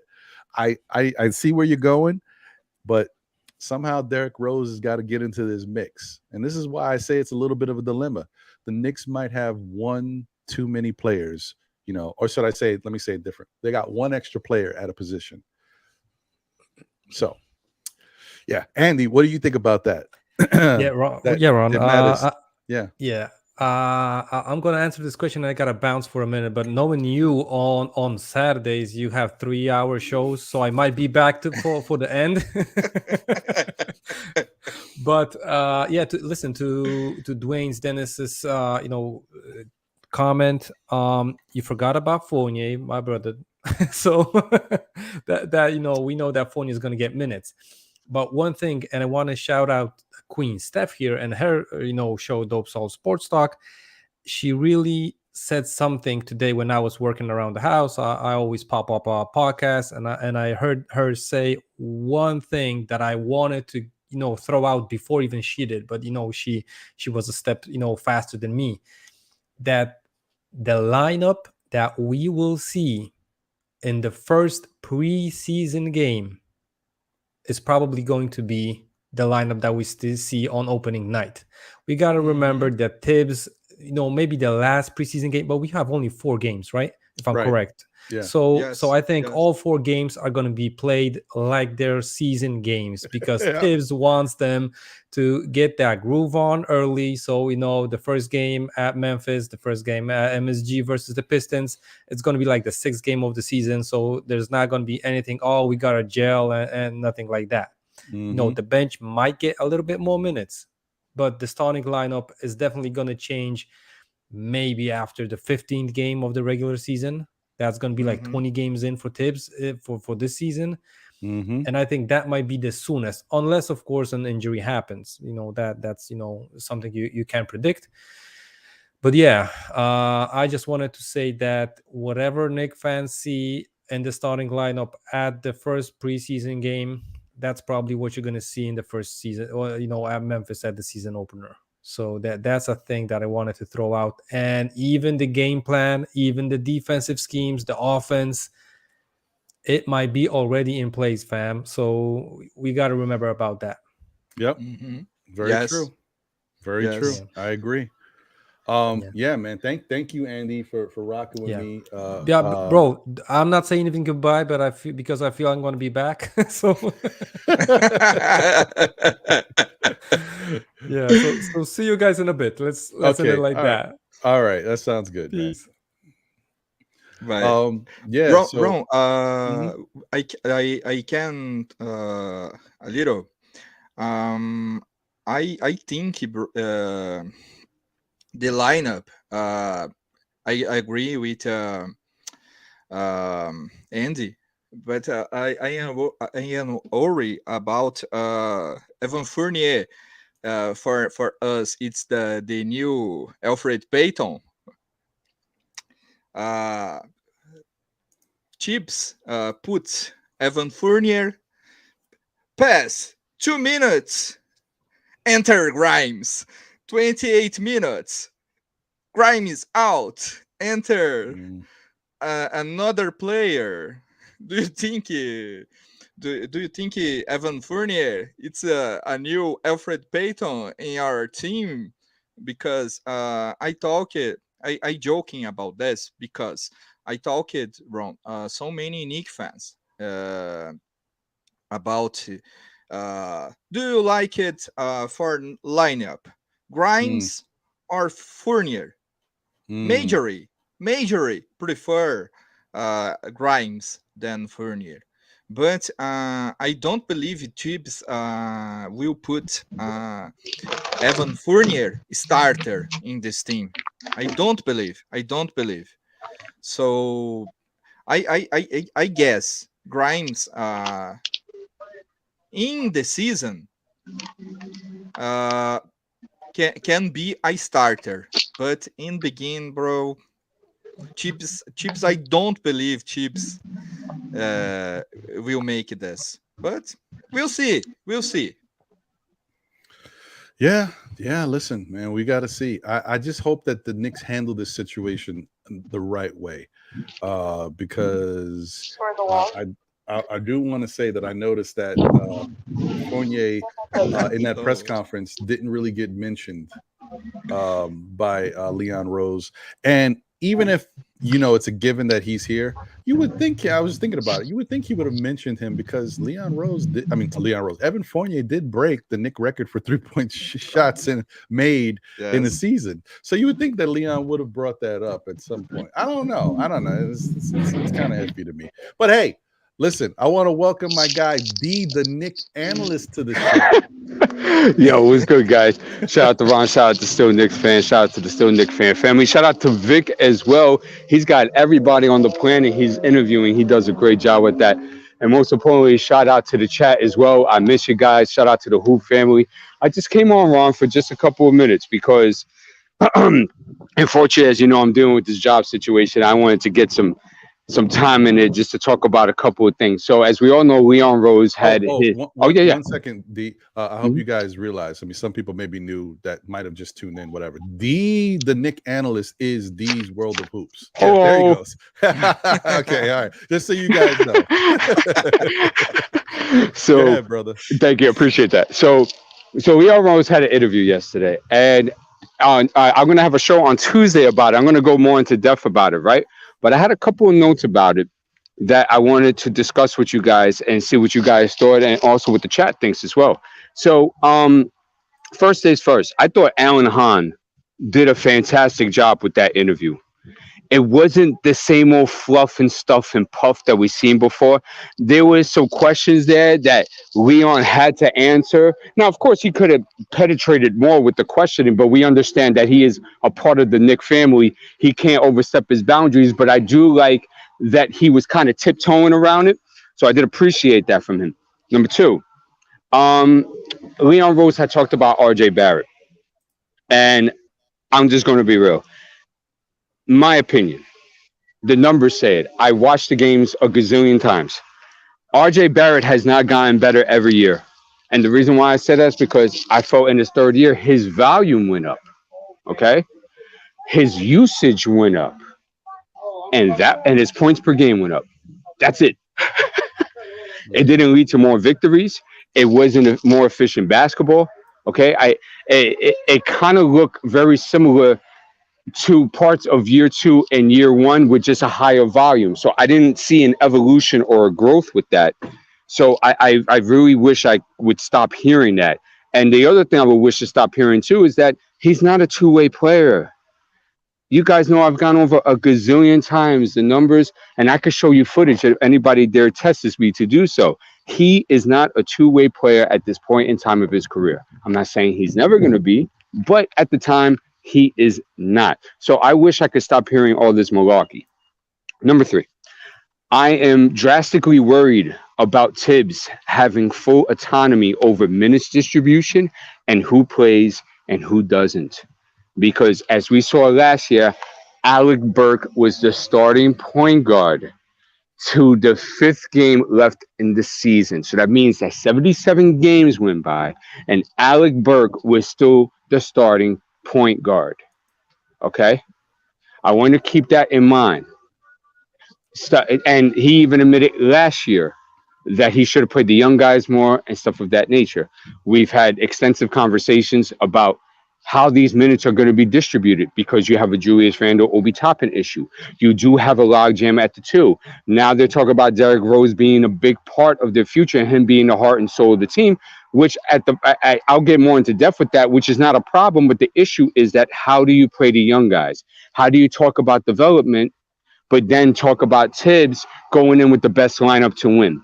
That's called a contradiction, ladies and gentlemen. I don't understand it. So for number 3, I'm worried about Thibs having full autonomy over minutes distribution and who plays and who doesn't. Number 4, everything he said about Jalen Brunson, I literally said, anybody has heard, I literally said verbatim in the first week of July and on forth. I will take the songwriting credits on that, and shout out to Leon and Co for listening. Number 5, Leon mentioned about playing fast this year. Guys, reality check. News flash for those that don't know. That's a big change for Thibs because his teams have never been below 20th in pace percentage. I will repeat that again. His teams have never been below 20th in pace percentage in all the years that he has coached in the NBA. Okay, so we got to see how that rolls. I'm scared for Tom Thibodeau. I hope nothing medically happens to him with the game going so damn fast. Okay, all jokes aside. Number 5. No, my bad. Number 6. Last one. When asked about where they stand in the East, Leon Rose gave no prediction and said we are going to compete at a high level every night. If you guys remember, I have stated that throughout the season that my prediction for this year for this team about the win total will be about the same as last year, maybe a bit lower because of the presence of Jalen Brunson. You will see this team competing at a high level every night. It may not necessarily translate to wins on the win column because the East and the NBA is going to be very tough this year. And obviously, Leon agrees. I will take the songwriting credits on that as well because that has been my song ever since this happened. Jalen Brunson is there for culture. Jalen Brunson is there to, I want my 1 to 15th guy to look exactly how Jalen Brunson conducts himself on a day-to-day basis. He brings stability to the organization, okay? He brings culture to the organization, okay? So that's my notes about that. Now, I'll leave it off with this and I'll conclude with this. And then I definitely would hear what you guys got to say. I'm smelling some contradictions, and I'll go over it more on Tuesday, where you're talking about Thibs bringing out the right roster and you know what do you call that? The name just totally slipped me by right now. And rotations, right, in order to win. But yet you're saying that you're still prioritizing player development, knowing that you have guys on the team that are going to be eating up some minutes. Jalen Brunson, which is fine, I have no problem with that. Julius Randle, right? We don't know about Evan Fournier, right?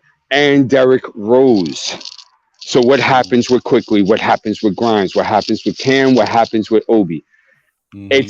It's funky. Something smells rotten in Denmark. And I will end it there. Okay. All right, D. Whoa. Listen, man.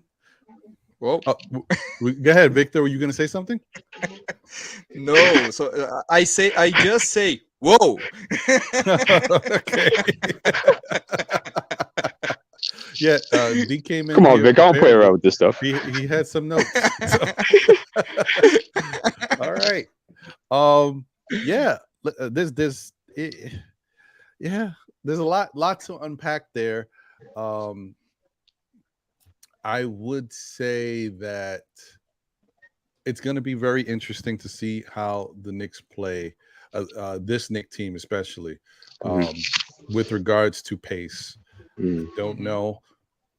I don't know if I said this. I think I said this maybe earlier in the year, this year, or maybe even last year. I'm not sure if pace works. High pace, fast pace works for Tom Thibodeau's defense. I don't know. My feeling, and I'm just guessing, I have nothing behind this, guys. I said this before. I just feel like when I see Thibs setting up in his defensive sets and what he's trying to do, I feel like he doesn't like to push the pace because it doesn't work for the defensive sets he wants the guys to get into when they come back down the floor. I don't know if that's the case, but I just wonder to myself in certain situations with the Bulls, maybe with the Knicks. I don't know so much with the Timberwolves because I'll be honest, when Thibodeau was there, I wasn't really following whatever the hell he was doing over there. So I don't know how it looked over there, but I just feel like this doesn't necessarily work. Moving the ball up and down fast doesn't work for what he's trying to do when he wants these guys to get set up and being. But I don't know. We'll see if he can make it work. I do think that pace benefits the Knicks more. I think a faster pace definitely would work.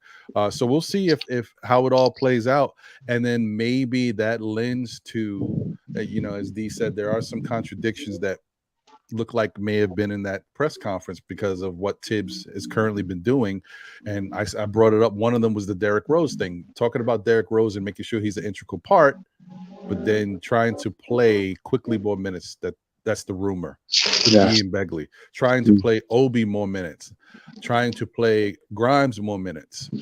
All these minutes are coming from somewhere. So, like, if you put and Derrick Rose wasn't even healthy for a lot of last season towards the end. So he's another person that basically is coming in and taking minutes. Like, where's all these minutes coming from? So I'm really confused about how they're going to make it work. I just want the Knicks to play fast and free, and it sounds easier said than done because it's not Thibs' nature, but I would like Thibs just to make an adjustment. Go out there with a starting lineup, see how it's acting. Okay, if it's working well, then you try to milk it as much as you can, but at some point you got to have time rotation, minutes restrictions on how these guys are playing. You don't want to play Julius 9 minutes consecutively in the first quarter of basketball games. You got to stop doing that, right? Yeah. So Indeed. Switch it up. And then depending on what the defense is showing you, who you're playing, if they're coming out and giving you certain looks that you're not accustomed to or not the team's not comfortable with, switch it up. If there's somebody out there that's stinking it up, I don't care who it is, even if it's Jalen Brunson, RJ Barrett, Julius Randle, if they're stinking it up, you take them out the game, give them a breather, bring somebody else in who may give you a different look and go from there. Like, Thibs got to be willing not to say, I'm going to put the guys out there to give me the best chance of winning. No, you got to put the right player out there for the situations. It's not because I think that's a little perception. Thibs is like, oh, well, you know, we saw what he did with Alec Burks. He had Alec Burks at the freaking point guard. Come on, man. Like, you can't do that. So I want him to play what makes sense for the team on matchups. Even if it may not look like the best pick. Like, you know, how can you sit Julius Randle, RJ Barrett, or Fournier on the bench? I'm talking about last year, and bring in a Cam Reddish or a Quentin Grimes to play Malik Monk when he was lighting us up for the Lakers. You gotta do that. Those are the type of things I need you to do. Make the change. You know what I mean? So I agree with you, D. There's you know, Ron, things that they got to look at. You said something very important, and experimentation. You see, Thibs experiments a bit, but when you don't have the tier one guy, and when you're searching for that mixture of chemicals that works, right, and you're searching for that formula, you have to have a limitless, what do you call that? Open door to experiment with different lineups, different players, what guys vibe at certain times. Do I play these guys at the end of the quarter? Who do I start off do I go midway to second half? He has to do all that, right? And the problem is that if you're looking to win, as you stated, Ron, you're not going to get that experimentation because you're going to go with, okay, well, this is what works. Okay, but Thibs, did you try to see if that works? Well, this works right now. And you got too much depth on this team to do that. This is the type of team. Look, this is easily an 11 to 12 deep roster. Okay. And especially in 82 games and a long NBA season. And if you're looking to make the playoffs, right, you have to use the players. And you can't get stuck into, well, I'm going to keep him here and I'm going to keep him here. And when the tough gets going and my back's against the wall, I'm going to go to default. Can't do that. Yeah. I mean, there's going to be some things. Now, I am, you know, I drink the optimistic juice, so I feel good about certain things. I do think that, for example, I think we've looked at the defensive metrics and stuff that has happened. RJ did struggle, especially at the small forward position, guarding some of the guys that he has, you know, had to guard. Now, in fairness, I will say that because the Knicks were kind of devoid of certain leadership and not having a true point guard, RJ's responsibilities because we all saw it too. He got the role of being more of a playmaker throughout the middle to the end of the season. So he's got to be the playmaker. He's got to be a scorer. He's got to guard the best perimeter guy on the opposing team. It's a lot to handle for a young guy. So I think that put him in a position. And you also know that he has some limitations with regards to foot speed and things of that nature. So I think that put him at a little bit of a handicap. I think this year going into the season, we're starting off with a clean slate, to use Leon Rose's words. But everybody is healthy right now. You got Derrick Rose back. You got a healthy Cam. You got Quentin Grimes is healthy. So you got guys that can help spell RJ in situations so he doesn't have to be the only person guarding some of these guys and getting exposed. I think he'll play better defense because of that. And I also think maybe he learned a little bit from his matchups against some of these guys. Like, there's guys who don't have all of the physical abilities and are crafty. They know how to do little things. Like if you listen to old stories from the guys who even are really good, the Gary Paytons, just the older guys who knew how to play basketball. They do little things. Like Patrick Beverly is not the best athlete, but he'll get up under your skin, man. He knows certain things. He likes going to his left. Okay, let me get there. Oh, he likes shooting right up under. They do certain things to be crafty. And RJ needs to learn some of that going forward. Maybe this year he'll get a little of that in him. And I think that'll help. But I do think RJ is going to be a better defender this year than he was last year. Yeah. Because of everything, because of Jalen and all that stuff. Yeah. One more thing, and then I got to go. That's why it's important, your Cam Reddishes, right? To alleviate that, right? Your Daquan Jeffries. Daquan Jeffries is 6'8" with a 7'2" wingspan. You have to use that. Quentin Grimes showed very good flashes out last year of being able to contain the basketball and make guys pick up the basketball. So you have it there. It's just a matter of how you're going to distribute it. And that's the whole question. Ron, thank you for letting me breathe on this. Unfortunately, I have to go back already. But I wanted to say thank you guys for the chat, for everything, for guys always showed up, for supporting Ron, for supporting Vic, for supporting me as well. Without you guys, we are not here. I say that all the time. Let's make sure we get those likes up. Let's make sure we're always supporting each other. We are a brotherhood in this. Let's always remember that. You guys have a fantastic day. Ron, thank you for letting me breathe again. I'll see you guys. All right, man. Later. Have a good one. Thank you.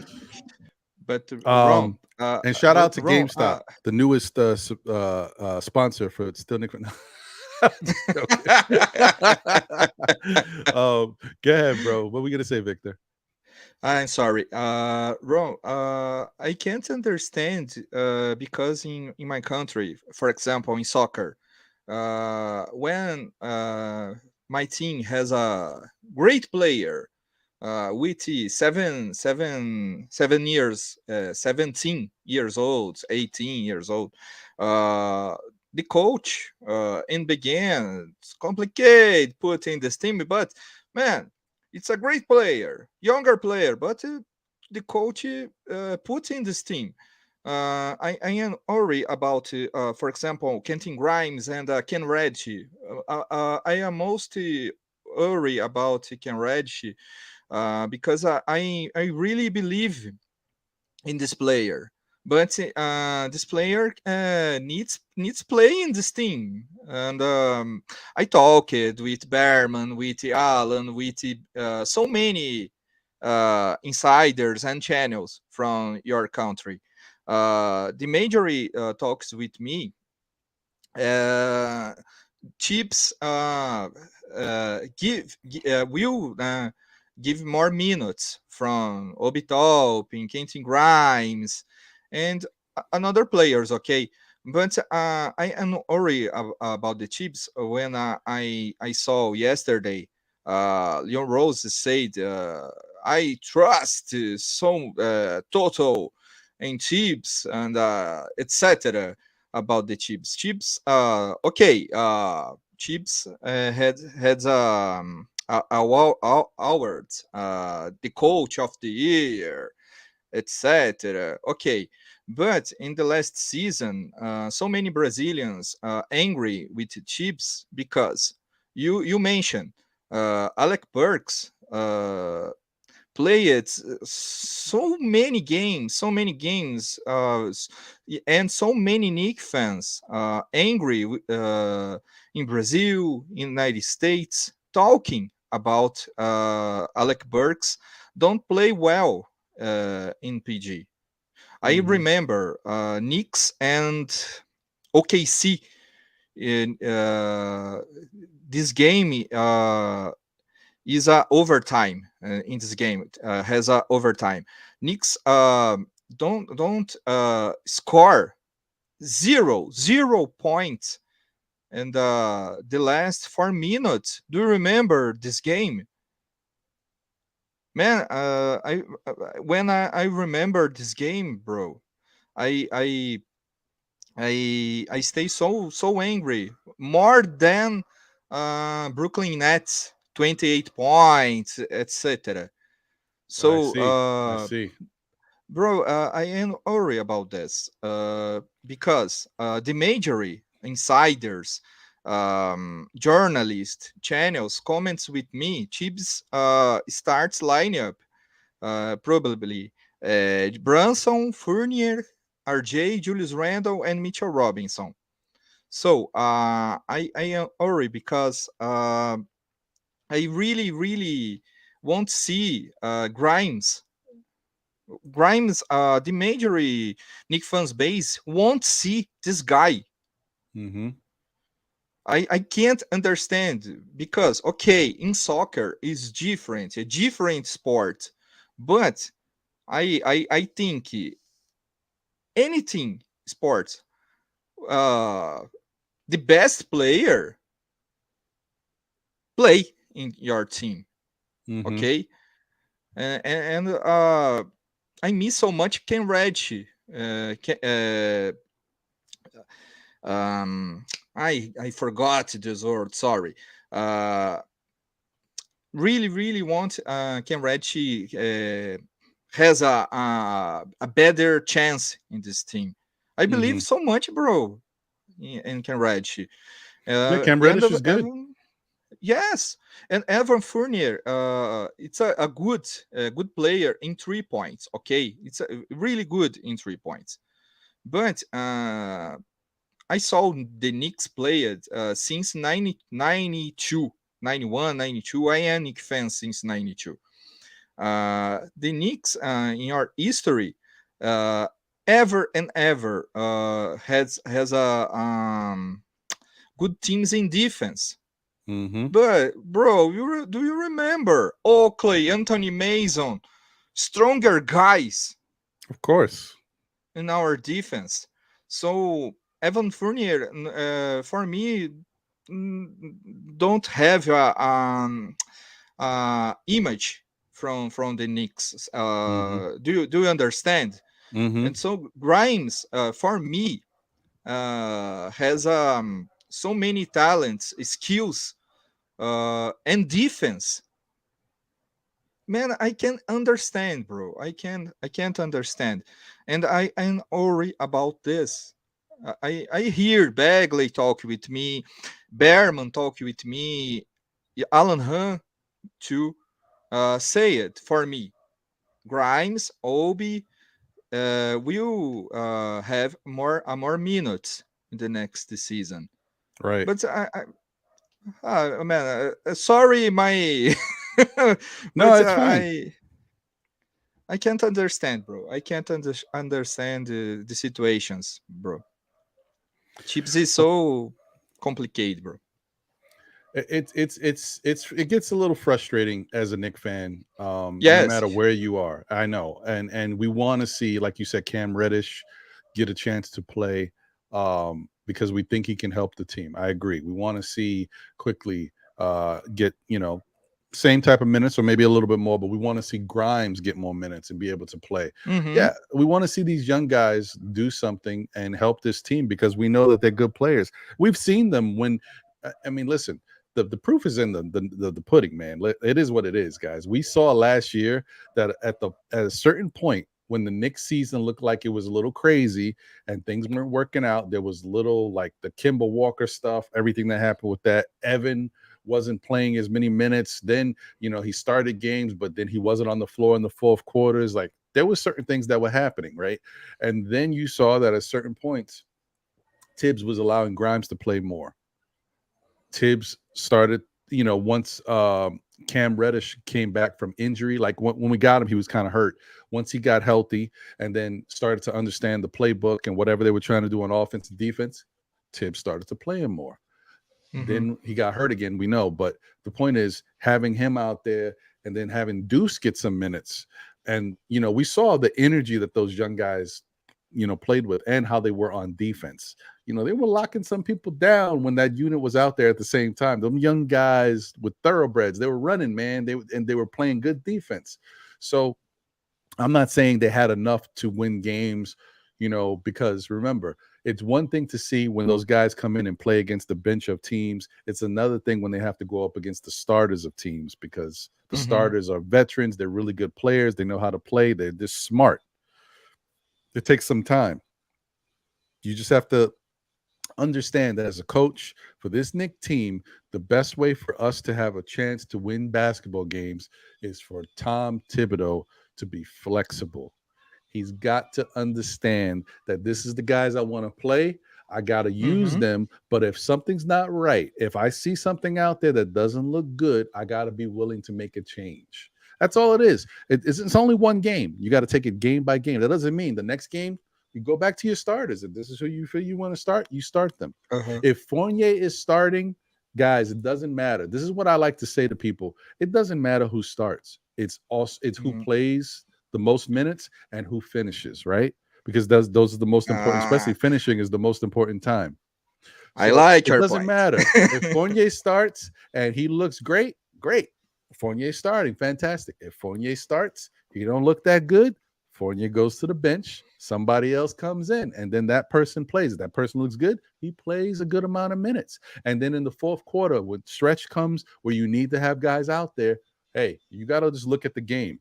We look at the game we're watching. These Knicks coaches and their organization, they're following the game. They're looking at everything, all the stats. They see Fournier played 8 minutes.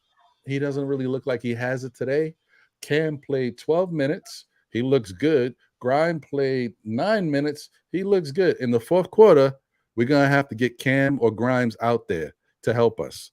It's just all you got to do. Just look at what's going on and go from there. That's all I want Thibs to do. That's it. Thibs is the coach. He's a smart guy. He knows what he's doing. Just be able to play guys when you need to play guys. That's it. That's all I want. Bro, in my country, I try and calm to the Knicks fans in Brazil, because a long time ago we don't have a great team. Do you understand? In my country, people make so many jokes. I believe in United States, out from New York. It's like the same, I believe. But it's complicated for me. Now, I really, really, really try believe in Thibs, for example. Really, really. I love my team. Nah? I say before, Evan Fournier, for me, it's look like a new Alfred Payton in this team. But the only difference, Evan Fournier, it's very good in 3 points. Alfred Payton, for me, it's in nothing. It's zero from Alfred Payton. But Berman said for me in our interview, Evan Fournier, it's better in the first unit than the second unit. The second unit, it's this game with this guy, it's more fast. Kickley, Rose, Obi Toppin, now with Isaiah Hartenstein or Jericho Sings. Mark Berman comments with me. Fournier it's better with the first than the second unit, because that reason. My opinion, I prefer Grimes in the first unit. I prefer, but my opinion. But I understand GM from the Knicks with Evan Fournier, because the Knicks won't trade this player. You know, everybody knows Knicks won't trade Evan Fournier. Cap space. Okay. So Knicks not playing with Evan Fournier, your hype.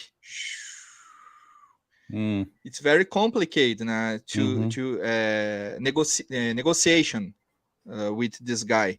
Right. Do you understand my point? Yeah, no, I get it. My point. I understand what you're saying. Like that's the thing. Like, look, and let me just say this because you know, these are our players. These guys are you know what I mean? Yeah. So like Evan Fournier is not, and I've said this before, but I want to say it again because the average fan understands what we're saying, what we're talking about here. People know. But then there's some fans that may look at things that it's just they look at things a certain way and they don't understand everything. Evan Fournier is a good basketball player.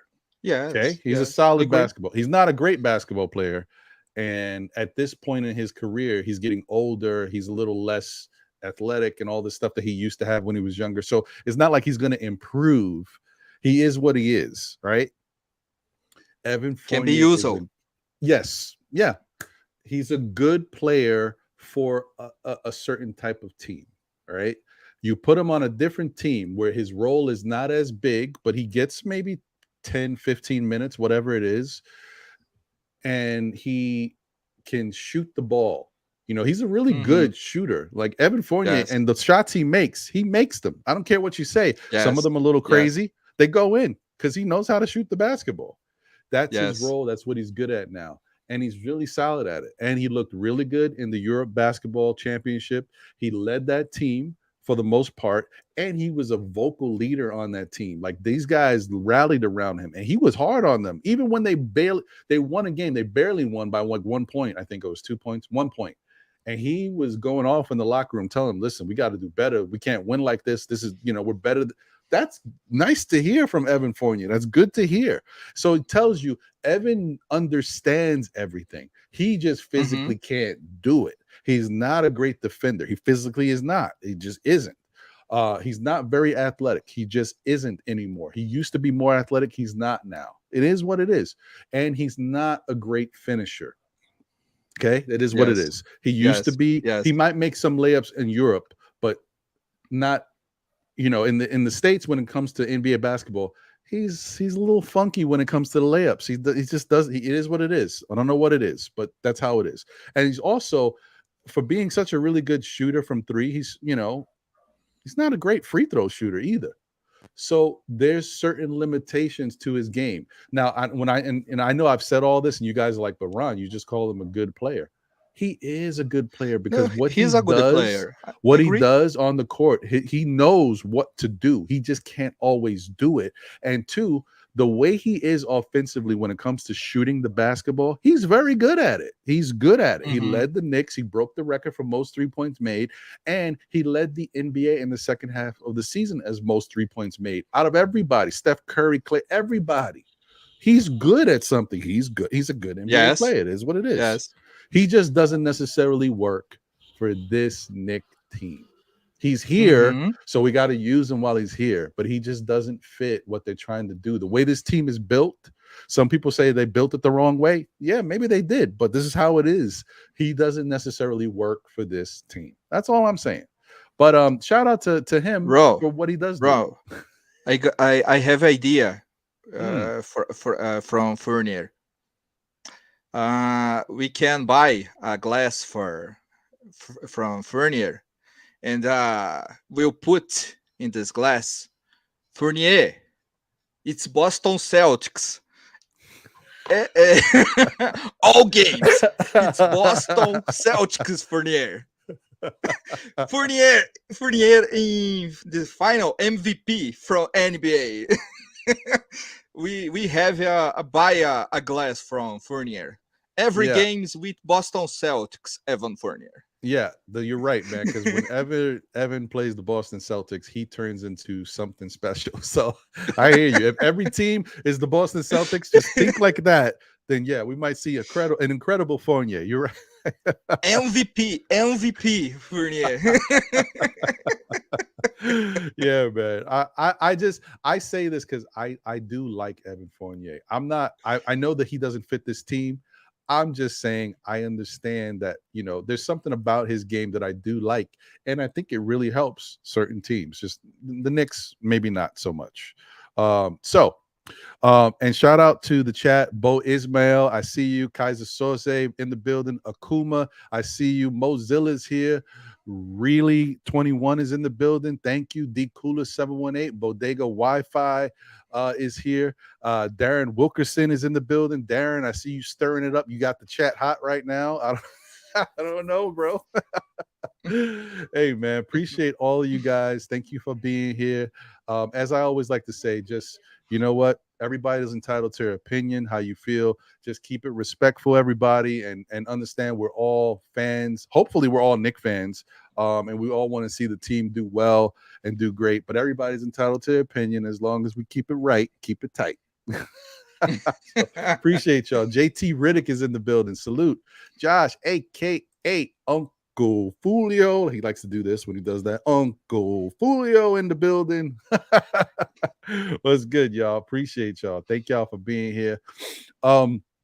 So here's the other thing. And thank you guys. Jay Ellis, I see you, brother. I appreciate you, man. Jay Ellis did something really cool.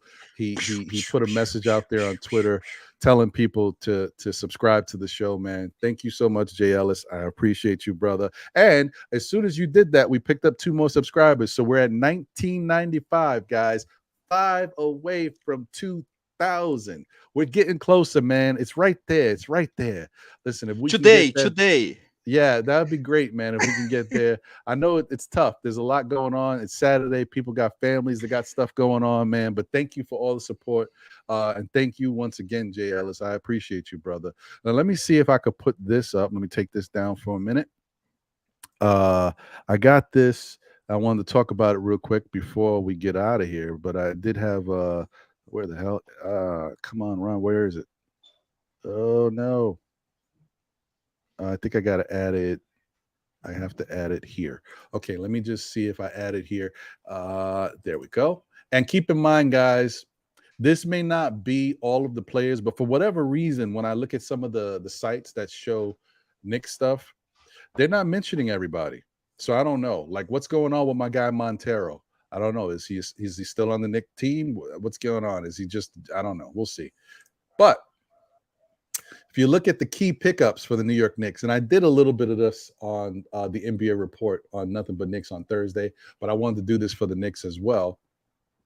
So the key pickups here, you can see we got Jalen Brunson, we got Isaiah Hartenstein, Trevor Keels, Svi Mikhailuk, and Daquan Jeffries. I didn't put Ryan Arcidiacono in there because he was already on the team. I know they decided to bring him back, but he was already here. As I said, Montero is not, I don't see him on certain places. I'm not saying he's still not a part of the Knicks, but on certain places, I don't see his name. So I didn't put him here. But keep in mind, Montero might still be here as well, part of the G League team. So we'll see. But I think these are there's some teams that made some acquisitions that are really players that you may never see. And the Knicks, say what you will, Jalen Brunson is a huge pickup for them. Isaiah Hartenstein is a huge pickup for them. Trevor Keels, we don't know if we're going to see this guy on the team. He may just be in the G League this year. We'll see. He signed to a 2-way, so that means at some point the Knicks are going to have to make a decision to bring him back once his 2-way part of the G League is over and he has to be on the big club.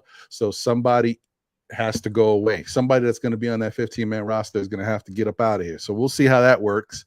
Svi Mikhailuk is a player who's probably going to start with the club. He'll be on the bench most likely.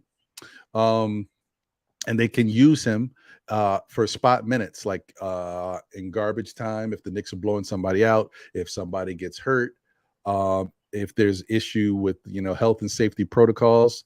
Things have been going good for us, lately, but we don't know what happens. Once the winter time comes, all the illness, all the sickness, it all comes back. So we got to see what happens, right? Daquan Jeffries is the same situation.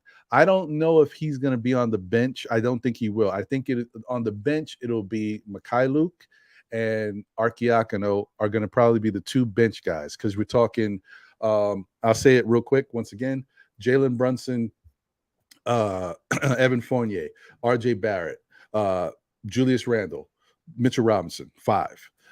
Let's say, I'm just going to throw this out that way. Derrick Rose, Quentin Grimes, Cam Reddish, Obi Toppin, Isaiah Hartenstein, that's 10.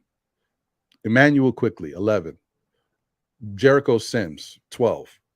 Deuce McBride, 13, because Deuce McBride is not on a two-way anymore. He signed a regular contract. So 13 right there. So you got 2 left.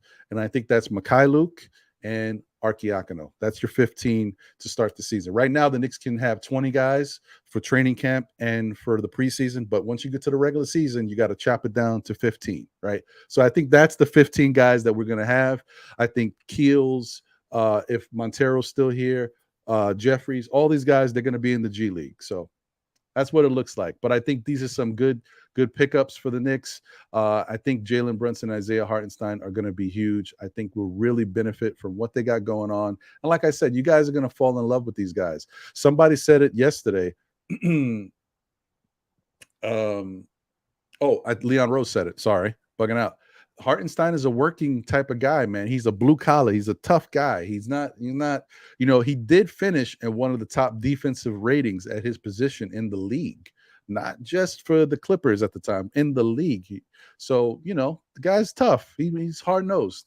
I think fans will really like what he brings to the table. And, I think that's what we've been looking for. So that being said, let me take this down, and then I wanted to bring up the Knicks depth chart and see what you feel about the depth chart, Victor. Let's see here. Take that down, and boom, there we go. So this is the depth chart for the Knicks currently. Like I said, as you can see, guys, don't get confused by it. It says starter, second, third, fourth, fifth. It shows you 5 different options at that position. So it goes right to left, right, left to right. You know what I mean? It goes this way, guys. So don't look up and down. Don't look that way. Yeah. It's this way. So Jalen Brunson, they have him as a starter. Fournier, Barrett, Randle, Robinson. But when you can see, like, the second person, they show Derrick Rose being the second point guard off the bench, then Quickly, then Arcidiacono, then Miles McBride. Shooting guard, you got Fournier, then Quentin Grimes, then Derrick Rose. It could all be mixed around however you want it. But as you can see, when you look at this depth chart, it shows the guys, but it doesn't list everybody on the team. So we don't know how the Knicks are going to use these guys. We don't know what it'll shake out to be. But this is pretty much it, man. So what do you think about this, Victor? All right, man. I said in my group, our team in the next season, it's not a ugly team. It's not a perfect team, but I like so many players in your group. Jalen Brunson in our team, we have a solid point guard. In the second unity, Derrick Rose, healthy, nah? It's a great player, bro. It's not a Derrick Rose your career began, but Derrick Rose, it's very important from younger players. RJ Barrett, everybody knows. I love this guy. I super believe in RJ Barrett. Julius Randle, depends. Which Julius Randle in the next season? Julius Randle, in your mind, better? I think so. Okay. I like Mitchell Robinson. I just don't like it because it's a man. I started with the Knicks with Patrick Ewing in '92, bro. Our center shoots very well. Mitchell Robinson don't shoot very well, but Mitchell Robinson has a skills, interest from this team. Leon Rose said Mitchell Robinson. It's very important to the Thibs, né? I remember Leon Rose said Mitchell Robinson understand the our tacticals from Thibs, né? Your talks. Isaiah Hartenstein, I talked with you before in this live. I think interesting because totally different from our centers.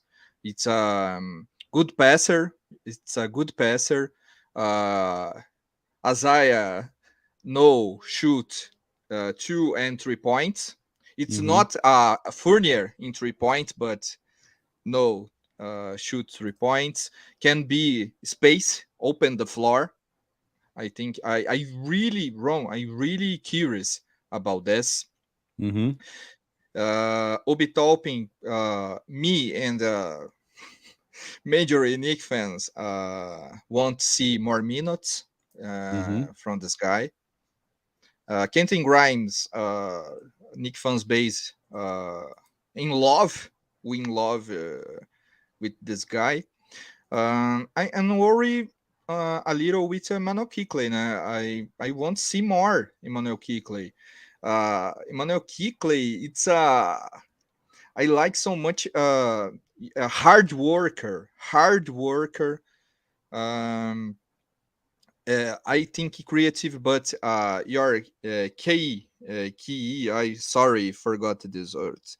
But I like this guy needs better and many skills, but I like so much Emmanuel Quickley. I like so much. I don't know so much about this year. Is fine. Help me, Ron. Mikhailuk. I don't.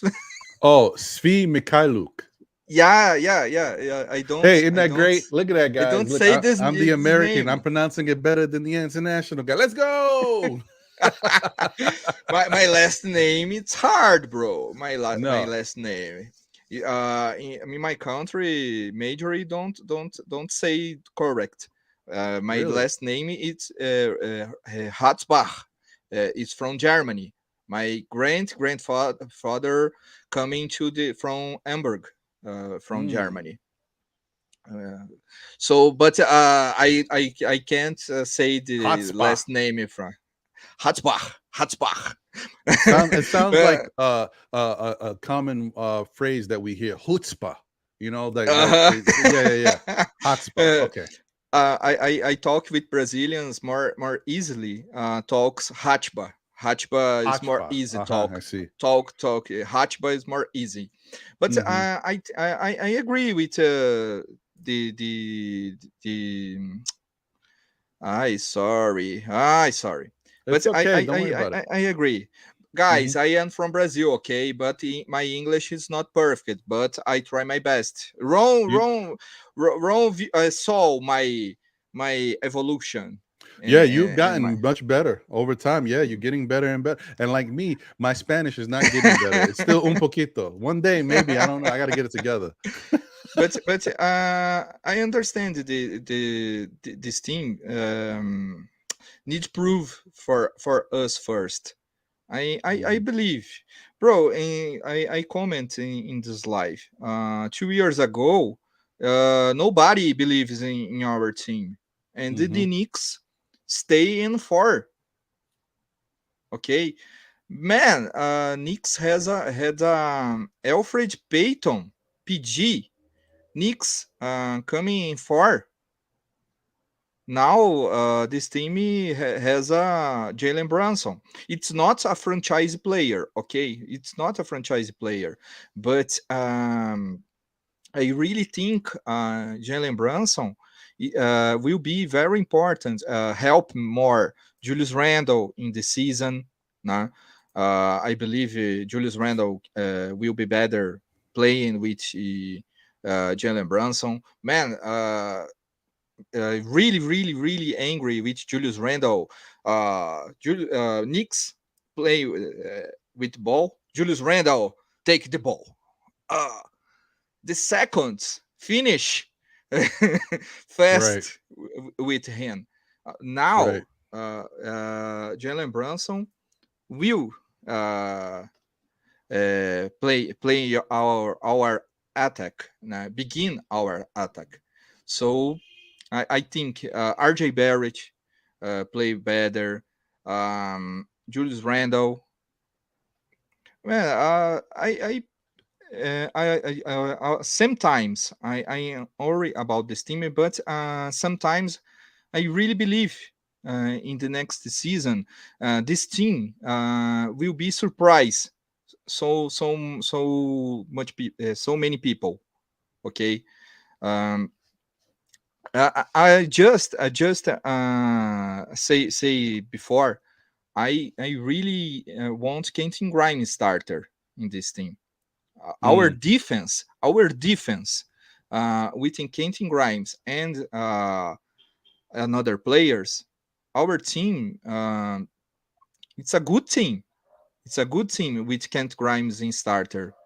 But Ron, it's my opinion, okay? I understand so many people have talks, different talks than me. But it's my opinion about this team in the next season. I believe in these guys. Mm-hmm. Okay. No, listen, there's nothing wrong with that.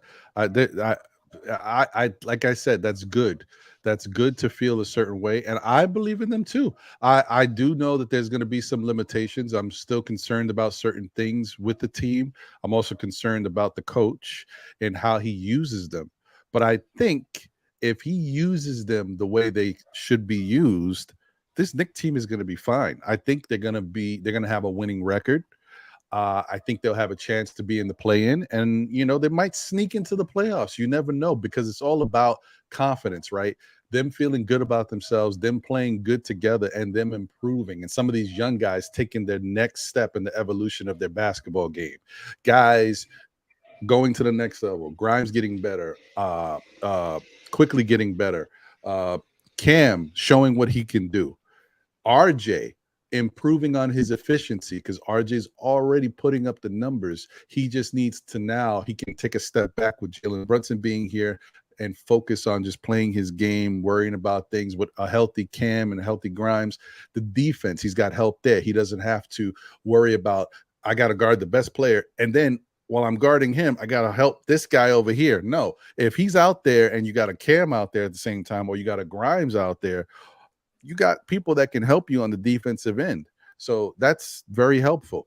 And then also, seeing how Hartenstein can help coming off the bench with the team.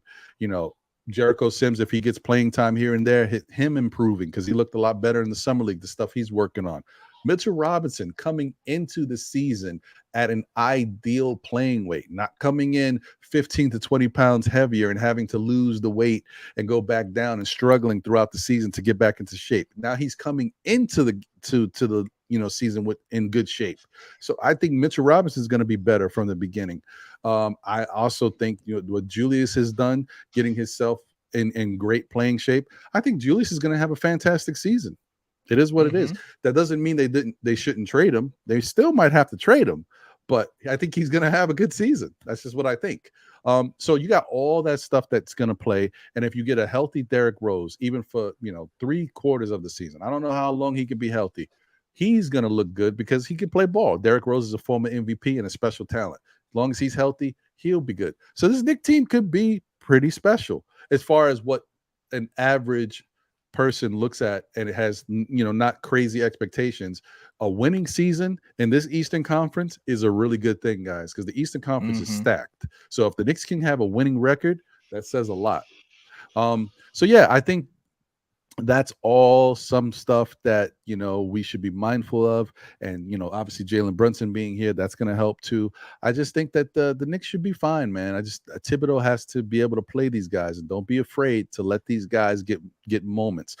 One thing you can say is, and this is I think is actually a benefit, every year the Knicks had to deal with some rookie coming in that you had to see if Thibs was going to play him. Will he learn the systems? There ain't no rookie that the Knicks got to worry about this year. Trevor Keels is the only guy that we drafted in, and he's not going to be on the big club. So everybody is either a new player from somewhere else or he's returning, to the team for another year. So they've already been under the Thibodeau situation. So there's not the whole thing about, oh, this guy got to learn this. People have already been here. And if you're new coming from somewhere else like Hartenstein or Jalen Brunson, you already know how to play basketball. You played somewhere else. So I think this year is going to be very interesting. I think people will be pleasantly surprised at how the Knicks play this year. So I'm really excited for that. There was something else I wanted to say. Oh, two things. One, first off, and guys, I'm sorry. Thank you for trying to correct me. But that's not what I was trying to say. I'm referencing me personally, how I always say stuff. The coolest is like Portuguese, not Spanish. Jared Charlotte said Portuguese, not Spanish. Bodega Wi-Fi said Portuguese, not Spanish. I got you guys. I hear you. When I was saying it, I wasn't referring to, Brazilian culture or Victor. I say that all the time because I grew up in Brooklyn, and in my area is predominantly Puerto Rican, Dominican, Black. So I always refer to Spanish. And so when I say un poquito, when I'm talking to people, I say certain things in Spanish, but I'm like, I'm still getting there. Un poquito. So I'm just talking about me personally. And you should also know my wife. And bro, she's from Nicaragua. Portuguese and Spanish, similars. Nah? Very similar, it's similar. But it's different. Very similar. Yeah. Similar. Different, but similar. Nah? Right. I will teach Portuguese, bro. Okay. Oh. You help me more in English. I will teach more Portuguese for you too. Oh, okay. Nice. Very nice. We coming in Knicks Fans Brazil talking Portuguese and soon. Nice. I like it. I didn't know that. So JJ says he's Portuguese. Who knew? JJ, appreciate you, man. Yeah. I didn't know that. Yeah, because like I said, my wife is from Nicaragua. So wow, she cool. understands Spanish, speaks it fluently. She also obviously is very good in English because else how can we be together? Like I don't know what you're saying. Bro, my English it's better compared with Spanish. Like I said these days with Berman. I know so much Spanish. Bro, I don't know so much Spanish. I am better in English. So many words, different because of the meaning. In my country, the meaning, yes, right? Yeah, the meaning is different. Yeah. Oh, and shout out to you guys. Hold on, let me check. Hold on, guys. Gotta give you guys an update. We about them updates. Thank you guys, and thank you Bodega Wi-Fi. Appreciate you. Thank you for all you do. Let me see here. Okay, I'll give you a little update, man. Excuse me. Oh my God, what's going on with me? That coffee. Hey, with 2 away, guys. 2 away. We had 1998. 2 away from 2000. Oh, it's right there. That's right there, guys. Thank you guys for all your help, man. Appreciate you guys, man. Bodega Wi-Fi. Yeah, I think I know a couple of those in a lot of different languages, man. Bro, say it. Fala, Knick fans, beleza? Oh, fala, in English. Knick fans, beleza. Huh? In English, yes. Oh, you're good, man. In English, it's like talk, speak Knick fans or talk Knick fans. That's right. Okay. All right, I did it, guys. Fala, Knick fans. Okay, that's all I got. All right. I will put this cut in my channel. Uh-oh, look, man, I'm dropping the headphones, everything. I'm losing it. Okay. All right. Man, thank you. Let's see here. Shout out to JT Riddick. Appreciate you. You had mentioned Yes, Sims also got a contract. I think he got 2 years, 6 million, so 3 million per. I didn't mention it because I thought everybody knew about that. Some people were still a little confused about Deuce because they look at Deuce and they know he got the two-way. They weren't sure if he signed a regular deal. He did get a small regular deal as well. But yes, you're right. Jericho Sims has a regular contract now. Yeah, appreciate you guys, man. The chat, you guys are on fire. You've been fantastic. You've been rocking with us. You're doing so much. Bodega Wi-Fi, thank you for everything you do. As always, I appreciate you. Shout out to all you guys, man. It's been fantastic, being here. Neville Humphreys, as always, I appreciate you, man. I wish I could do more for you, bro. I thank you for being a patron, part of our Patreon. But Patreon is still like, it's tough because they don't give me as many abilities to do things for you. I wish I could just add you. Like the fact that you signed up to Patreon, I wish I could just add you to the YouTube membership. You should just I could just throw you in there, but it doesn't allow me to do it, man. I really want to give you that. I did make you a moderator. That's a little something, but it's not really what I want. I would like you to be a part of the membership and give you that, but I'm sorry, I can't. Maybe they'll do something where I get a little bit more permissions to do something for people. We'll see going forward. Thank you, though. Long Island Sound in the building. Salute to you, man. Thank you for always being here. Appreciate you. What? Whoa. What's going on, guys? What's going on? Whoa. Talk, bro. No. We're not there yet. Sorry, guys. Because you know what it is? What YouTube does, right? What YouTube does is as you get close to a certain number, it rounds it off. And so to all the people who are looking outside, it looks like it's 2000, right? So whenever it's like that, when it's 1990, it'll show 19, like, it does that. We're still in 1998, guys. I'm sorry. I got to keep it real, man. I need to see the actual 2000 number. We're in 1998, but YouTube likes to round it off and trick people. I see you, YouTube, but I appreciate you. Wrong. Today we'll go to this number. Today, I will later. You're putting it in the motion. Sorry, word. You're gonna advertise. Yes. You teaching me Portuguese. I'm teaching you more English. Advertise. Yes. No, advertise. I know. I forgot. Invite. Oh, okay. Invite my group. Invite. Yes. Invite. I forgot this word. Invite my group to subscribe today in your channel. I want today, guys. Help this guy. Help. Wrong deserve. Okay. Thank you, man. Thank you. Smash that like button, guys. Thank you for being here. If you haven't smashed the like button, I should have said it earlier. There was like 100 people in here. I always forget to tell people to hit that like button because you know what? The likes help YouTube. YouTube looks at the likes and says, okay, people like the show. Let's keep putting it in the algorithm. Let's make sure when you sign, you look for Nick content, it shows up. The likes help a lot, guys. So definitely smash that like button. I appreciate you guys. Yeah, thank you, Neville. I appreciate you, man. Thank you. And that would be great, man, if we can get you to come on soon. Listen, last week we got this guy right here, this special guy, Francisco Carrillo, to show his face and give us some words. Who knows, in the future we may get you, Neville. So yeah, definitely. I look forward to it. Ashley Inc. in the building. Appreciate you, man. Thank you. He says, I am reaching out to 2 people right now to help hit 2K. Thank you, bro. I appreciate you guys, man.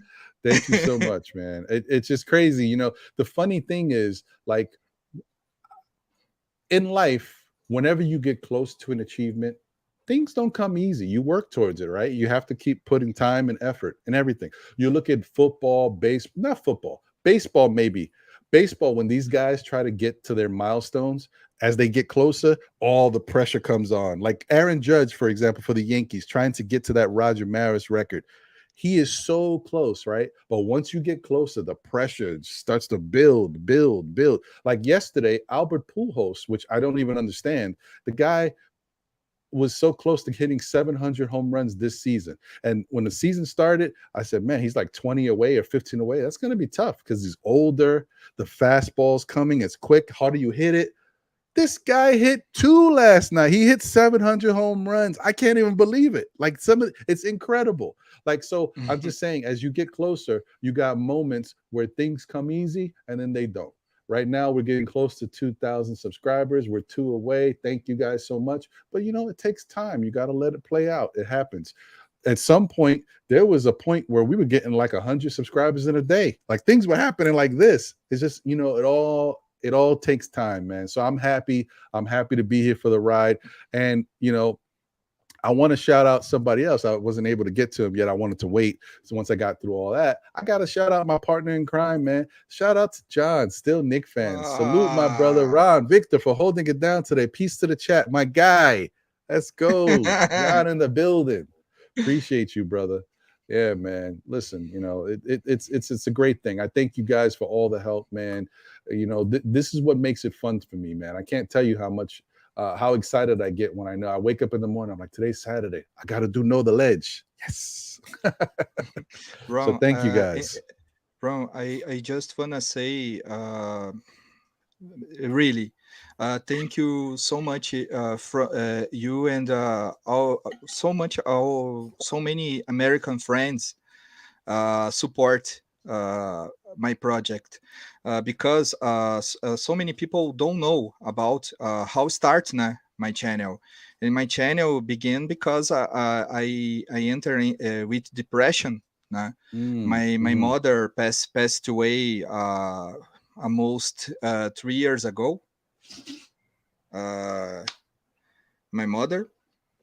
Oh wow, beautiful lady! Wow, man, and I entered in depression because that. Man, the next year later, my mother passed away. This world has a pandemic. I work with advertising. I work home office, whatever. I moved to Curitiba from São Paulo in Brazil without my mother, far away from my friends, so many people. Okay, my wife, it's from São Paulo, together with my daughter. But man, it's complicated here. So Nick saved my life, bro. Nick saved my life. Really, Nick saved my life because I know in 2 years ago, Anthony Donahue, and comparate my history with Anthony Donahue. Everybody knows now. Anthony Donahue lost your right, yeah, your sister, and I started my project, and man, this project really make me happy. I have my company. My company helping so much my family, but this channel, bro, this channel, Knicks and Knick fans, United States, so very cool with me. And it make me happy, this project, and talk with you guys. I really happy because my English is not perfect, but you understand my position. So and really cool talk with you and you guys, and I really I want to say thank you from you, Knick fans, because it's I don't joking about this. Really, you are for me now. It's my family.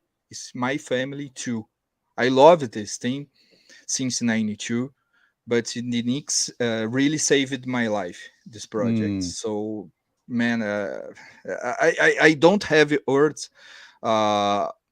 I just say thank you so much from you guys. Well, thank you, Victor. Thank you. We appreciate you. I know I can speak for a lot of people. You can see how the chat feels about you. A lot of people know you. They know your channel. They appreciate who you are. You're always a good dude, a very positive guy, and people like that. And this is, I people from the outside, I know there's some people are amazed, right? Because we here are in the United States. We have our channels, especially content creators. We have our channels and we're talking about the Knicks. And, you know, sometimes you want to be able to talk about the Knicks with somebody special, somebody different, you know, a person that you admire or whoever, a special guest. And it's not easy to get these guests for nobody. It's not easy to reach out to people. You put yourself out there, you know, you have a chance. It's like going after a girl, or if you're a girl, going after a guy when you're a young kid. You go after them and they may reject you. Oh, no. So, you know, it's tough, right? And you get that. You have to deal with rejection. But you know what? It's worth it because, you know, you get 10 rejections, maybe you get one yes. And maybe that one yes is someone you didn't expect, and it's incredible. You know, maybe that one yes is Alan Hahn for Still Knicks fans. You know, you never know. But like I say, people like, oh man, Victor gets everybody. You know, everybody wants to go on Victor's show. Guess what? People want to go on your show because Victor is a good guy. He has a good story. He loves the basketball team, and people want to talk to him. There's a reason why I think I've been on Knicks Fans Brazil maybe 3 times now. I don't know, maybe because you are VIP, you are MVP in my channel. You, everybody know. Jay Ellis wrong. Jay Ellis when I make it interview with Jay Ellis, the Nick of Time show in my channel, bro. My Wi-Fi, so many problems in this day, bro. I just save 10 minutes. I talked with Jay Ellis for 1 hour. Just 10 minutes with this guy. It's so funny, this interview. Man, it's so thank you, bro. Thank you. I really for me, I can't explain, bro. I can't explain. Because in Brazil, we have Knicks fans, okay? We have. But the last years, Knicks so many problems. Now it's not contender for long years. Knicks fans in Brazil grow up the last time with Carmelo Anthony. With Carmelo Anthony, Knicks in Brazil, people talk so much like Stephen Smith joking with this team. It's complicated, and I love so much this team, bro. I started with Patrick Ewing, John Starks, Anthony Mason, Charles Oakley in 19 years. So when talk with you, with Jay Ailey, Zeru, Noah, so many people. I forgot the word. I can't forgot your names, but the poetic. So many names in United States, bro. It's very important because I really want to grow up Knicks fans in Brazil. You know, my daughter has 4 years old, and she loves the Knicks, guys. She loves the Knicks. My wife, guys, it's a Bull fans. I told from Ron in our interview. My wife has a Michael Jordan jersey. In these days, I joking with my daughter, Isabel, I will put this jersey. My daughter, no, just the Knicks, just the Knicks. Let's go. Bro, it's very good. So, sorry, I talking about this, but I really need fine, Victor. for you guys. It's very important. You and everybody don't have know how much you support in my life. It's not just a Knicks. You guys, you are my family now. There you go, man. There you go. We appreciate you, man. Well, you're a part of the family as well, Victor. Thank you. Thank you. Oh, t-shirt giveaways are coming. Look at John. Look at John jumping out there on the limb. We got to talk about the budget. I don't know.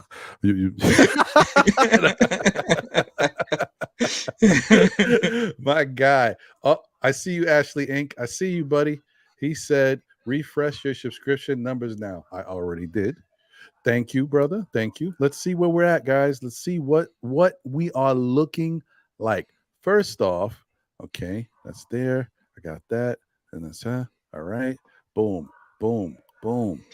Bro, in the next interview with Julius, I will start yet. Let's go. We did it, guys. It's there. 2,000 subscribers, still Knicks fans. We did it. Let's go. Como diria, sorry, like I said, and the Nick of Time show. There you go. I make man. it the sounds. I make it the background sounds. Congratulations, bro. We did it, man. Congratulations, bro. I need background noise. I don't have anything.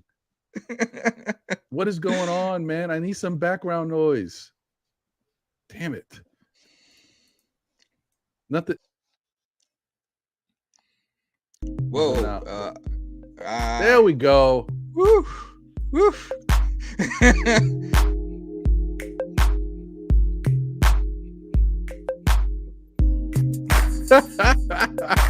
I don't have it. It's got to.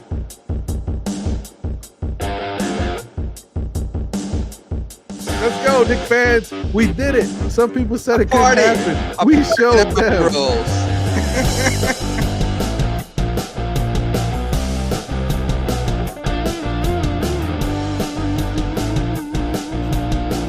You got to use this for your video, Victor. Right. Oh man, that's crazy. All right, guys. Thank you. Congratulations, congratulations, my bro. We did it, man. We did it. Thank you, guys, man. Appreciate y'all, man. Yeah, man. Y'all don't know how much, man. I get a little choked up, a little misty eyed. I'm trying to relax. I help you. Look, I unlock from wrong today. That's what I'm saying, Victor. You coming in? You brought the 2,000 with you. You brought the whole number with you, man. You deserve it, bro. You and John deserve it. You and John deserve this. Thank you guys. Really, man. really so much. Deserve. Appreciate it so much, man. Thank you to everybody. All the love, all the help. I can't say enough about it, man.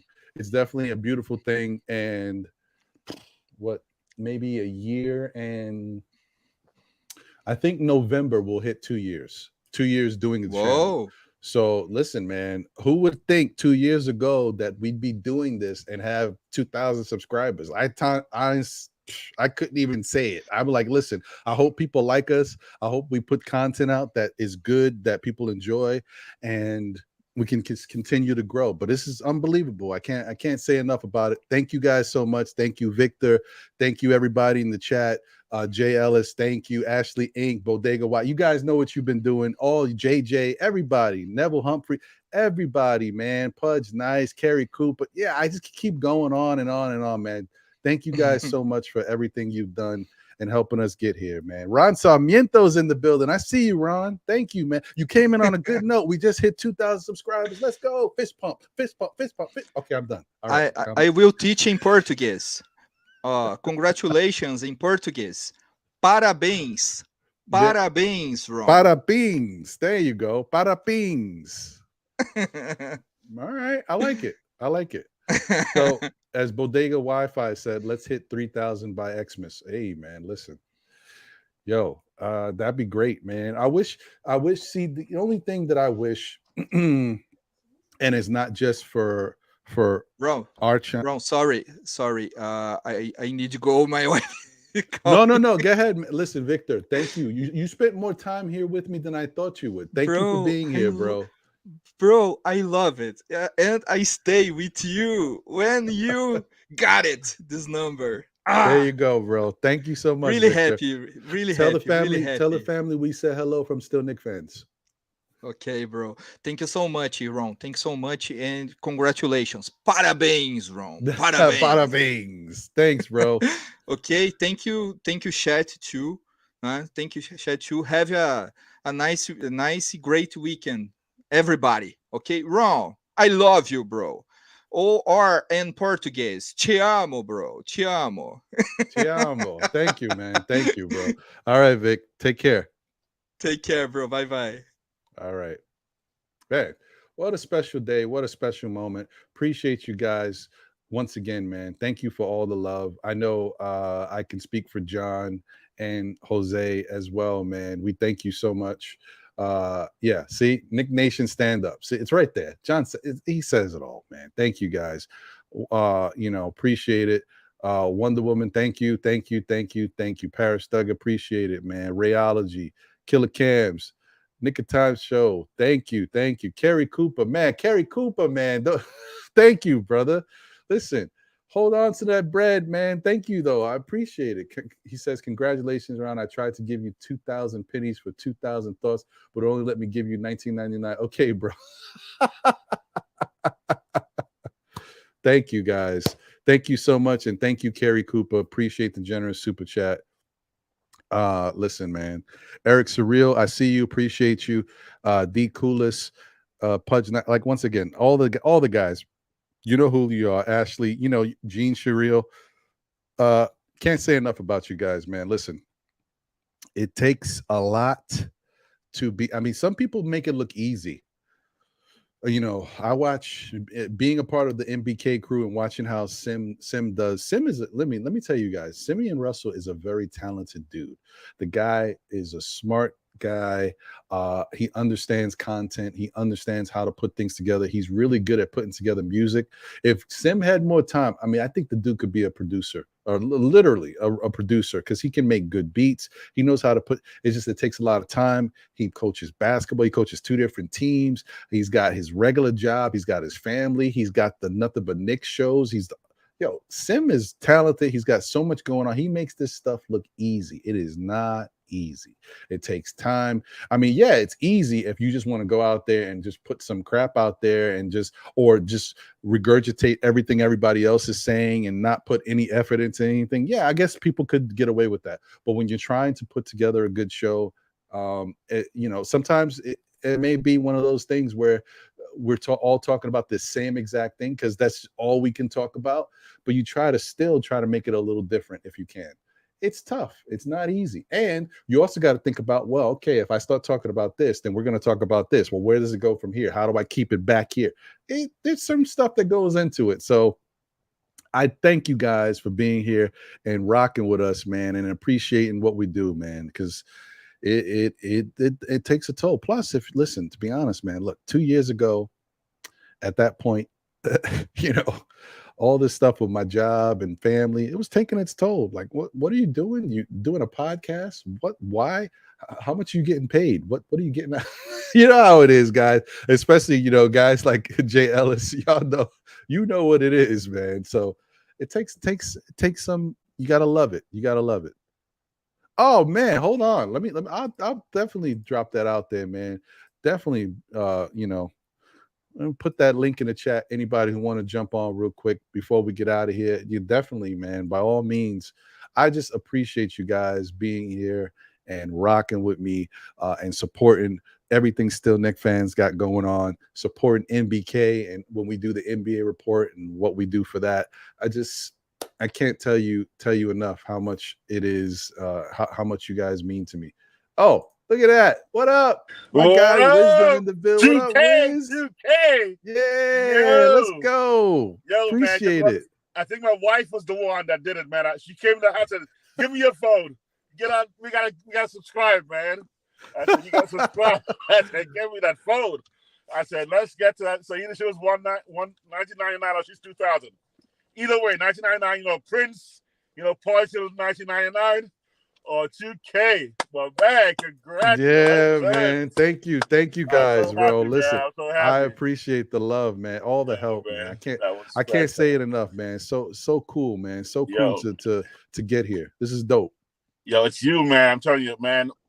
First time I heard your show, I'm like, this brother is cool. This guy's got some knowledge, and I'm like, I gotta keep going, coming back. I gotta keep coming back, and then I just started building. I'm telling my friends, "Yo, give me." I said, "You better subscribe right now, boss. We're gonna blow this channel up. I want to see 2K, 20K, 200K. Let's do it." Thank you so much, man. Thank you so much, man. I can't tell you. Yo, it means a lot, man. It really does. We appreciate it, bro. Listen, I see the work you put in, man. No, listen, yeah, and look, what makes it great, to be honest with you, it's one thing to do these shows and be able to just to talk about how you feel about things, but it's so much more to be able. That's why I think it's such a great thing. I'm glad that John and I talked about this and we said, listen, this is a good idea. Let's do it this way, because it's so fun, you know, to get together on Mondays and do weekly recaps and predictions and all that. It's fun. We have a great time, me and John and Jose in the background doing what he does. And then we got the NBA report where we can talk about other teams that affect the Knicks, and we can also sprinkle the Knicks in on Nothing But Knicks. But on Saturdays, it's a different beast. It's a different animal to be able to open up the panel and talk with everybody, to have yourself on and others, to be able to sprinkle in your thoughts and your opinions and just chop it up and go. This is kind of like where we get that barbershop feel, that talk like, oh, this is what you got going on, what you think and all this. I couldn't have made it any better, man. This is just, it really makes the shows enjoyable for me. So I thank you as always, Wisdom. Appreciate you. And shout out to your wife, man. Shout out to her and her fabulous vegan creations too. I've heard they're really good, man. So I'm wishing the best for everybody, man. I appreciate that. I told her, I said, she goes, didn't I just subscribe to somebody? I said, if you've not subscribed, to my mind, I need to get your phone right now. And she goes, okay, go ahead. I think it was either Freezy or Queen or somebody that I grabbed their phone one day and be like, we gotta get a number up, man. And then I said, but this time I said, this is a monumental number we gotta get to, because once we hit this number, it starts to roll again to the next K and keep on going to the Ks until it starts multiplying in thousands instead of hundreds. So yeah, man. So I'm so proud of you, boss. I'm just saying that you really dropped the knowledge, and I mean, even just the name of the show, I was like, oh man, no, the ledge. I was like, that's tight. Even that's the name. Man. It's just epic. It's epic. I mean, I still don't know the origin of the name. That's how much I just like the way you called it. So, I think that's probably, let's say a legend, man, a legend. Well, thank you, man. And just so you know, the ledge, the origin of the name, and shout out to my guy John. We're both, we grew up in the same area, same neighborhood, listening to similar things, similar music, all this stuff. Know the Ledge, obviously, it's from Eric B. and Rakim. Know the Ledge from the Juice soundtrack, So that's the origin of it, right? But it's also, it speaks to, you got to know the ledge, right? With anything in life, no matter what you're going through, no matter what's happening, you have to know the ledge. This is the ledge. Right. And you need to stop before you get to the ledge, because if you get too far on the ledge, you're going to jump off or you're going to fall off and then it's over. So that's why you got to know the ledge, man. It was a dope concept. Shout out to John for he initiated that, and I just kind of carried it through. So, man. Yeah. But thank you. And today's crew was so diverse. I mean, we got Europe, we got South America, we got Jay Boogie. I'm talking about Jay Boogie coming up with references that I'm like, wait a second, Tennessee, Arrested Development. I'm like, oh, James Logan's pulling his own. He's dope, bro. He's dope. So, but it was fantastic. You learned Portuguese. I'm sure, we're going to learn some other European languages as we spread the knowledge all the way around the world. So I can't wait for every continent to be represented on your the staff one day. It's going to be like 10 different people from every single part of the world. Like, we were like, dang, Rod is doing it internationally, So I'm really proud of you, and I'm really impressed with what you're doing, my brother. Thank you, bro. Thank you so much, man. I can't tell you how much. Big help, bro. Big help. Thank you to everybody. We're gonna continue to try to put out more and more content for you guys. We actually have a meeting scheduled we already have ideas set for season 3, because to be honest, look, no matter what you do, it's always good to have a plan, an idea of what you're trying to do. It may not be that big of a difference, maybe just little tweaks here and there, but anything you can do to create a better product, to keep the show going, to make it more entertaining for people, that's what we're gonna do, and we're scheduled to talk about that soon. We got some ideas going forward because the season is right around the corner, so we want to get this stuff out to you guys and start it going. Because we kind of I said this before, but when we do things, we do things in seasons. So like this was season 2. So when we first started, and we may not change the look of everything. Certain things may change. We may add some new things, but because we like where we're going. But like the first season, if you look at the old Still Knicks fan stuff, it was different. We were using white backgrounds. It was different colors and all this stuff. This season was darker. So who knows what season 3 is going to be? It may be something similar and may not. We may change it up, but we definitely try to give you a different look. And then we try to introduce new things. This past year, I'm just giving this to you as examples. This past year on our prediction show on Mondays, we decided to do weekly predictions where we made it like a little bit of a game show where it's myself versus John. And we went prediction week by week. And at the end of the season, we totaled up everything, and whoever got whoever made the best predictions, the other person has to buy them a steak dinner. Unfortunately, I lost, so John's going to be getting his steak dinner very soon. I told him I have to do it before the season starts, so it's coming very soon. nice. Plus, you got some skills in the culinary arts and stuff, so you got that knowledge too. Yeah. You know what? Guess what? I won't be cooking it. I'm gonna take him somewhere. Who'll eat it? I mean, but don't get me wrong. I can put a good steak together. Not to toot my own horn, but toot. You know what I mean? But anyway, absolutely. I know. What was that last time we spoke? You had this. I forgot what you made. That was like your special thing that you added a little special touch to something. I forgot what it was. It's like your arms.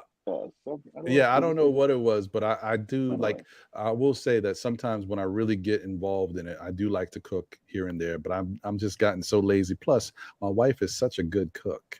It's like I don't even like something. I don't even want to cook, man, because she does so. It's so good. From Nicaragua, of course, right? The food is fantastic. Listen, so there's some stuff that I never had before, and she's like, "Yeah, try this." I'm like, Excellent. I don't know. One of these days, as I blow it up, I'm gonna have bring you over to LA, you and your wife, and have touch some food out here in Los Angeles. That'd be dope, man. I'm working on it. So I'm working on the plan to like bring you and J Boogie and Fiji and stuff, all of you. I said, yo, come to dinner. And I was telling my wife, guess who's coming to dinner? God, that's how I was in the podcast thing this weekend. And she'd be like, who? I said, the crew. The crew is coming. So I'm gonna have a Knicks game on the big screen, and I'm gonna take a dip in the pool. Oh man, damn! You make it sound great, Wiz, man. I said, LA. That's how I'm in LA, man. I might as well enjoy the weather, even though my heart's still New York. My wife's still like, "You want to move back?" I'm like, "Of course I want to move back. I don't care what happens. I want to be in New York City. I want to be in Times Square. I want to be at the Garden."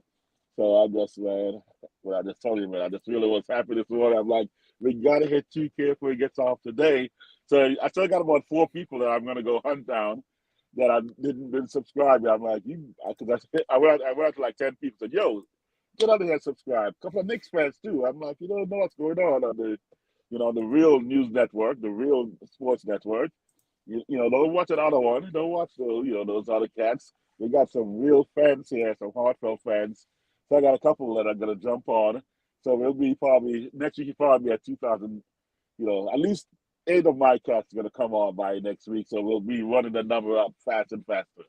That's dope, man. That is dope. That's fantastic. I appreciate it so much. I just want to give everybody once again another special thank you to all your help for being here and rocking with us, man. Everything you guys do. I mean, listen.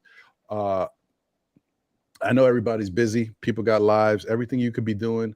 But the fact that you tune in and you support us, I can't tell you how much we appreciate it. And I like the fact that, some people say, damn, Ron, why you go? So, the show is 3 hours or whatever. Sometimes we've done 4, we've done 5 hours. Right. Like, why you go so? Because you know what? Every time I think about it is like, in certain points of the day, people get on at different times. Like somebody's not on at 11 a.m. They can't catch you. Maybe they went out last night. Maybe they woke up late. Maybe they got something to do. So if you're on, they can catch you at 12 or 1 or sometimes even 2. You're giving them an opportunity to check you out. And the other thing is, like, some people have jobs that you're doing certain types of work that you gotta, you want to be able to listen to something, or you have long car rides, you got to be traveling. So to be able to put something out there that people can listen to, sometimes it makes your day go quicker. You just listen. We just been on for 3 hours right now. So somebody might have been at work and just listened for 3 hours, and now they only got 5 hours left. I'm like, man, those 3 hours went pretty quick. So yeah, on Saturdays I like it, and I think it definitely does help. For certain people, and I'm glad that some of y'all appreciate it. So thank y'all for continuing to rock, man. Thank you, appreciate it so much.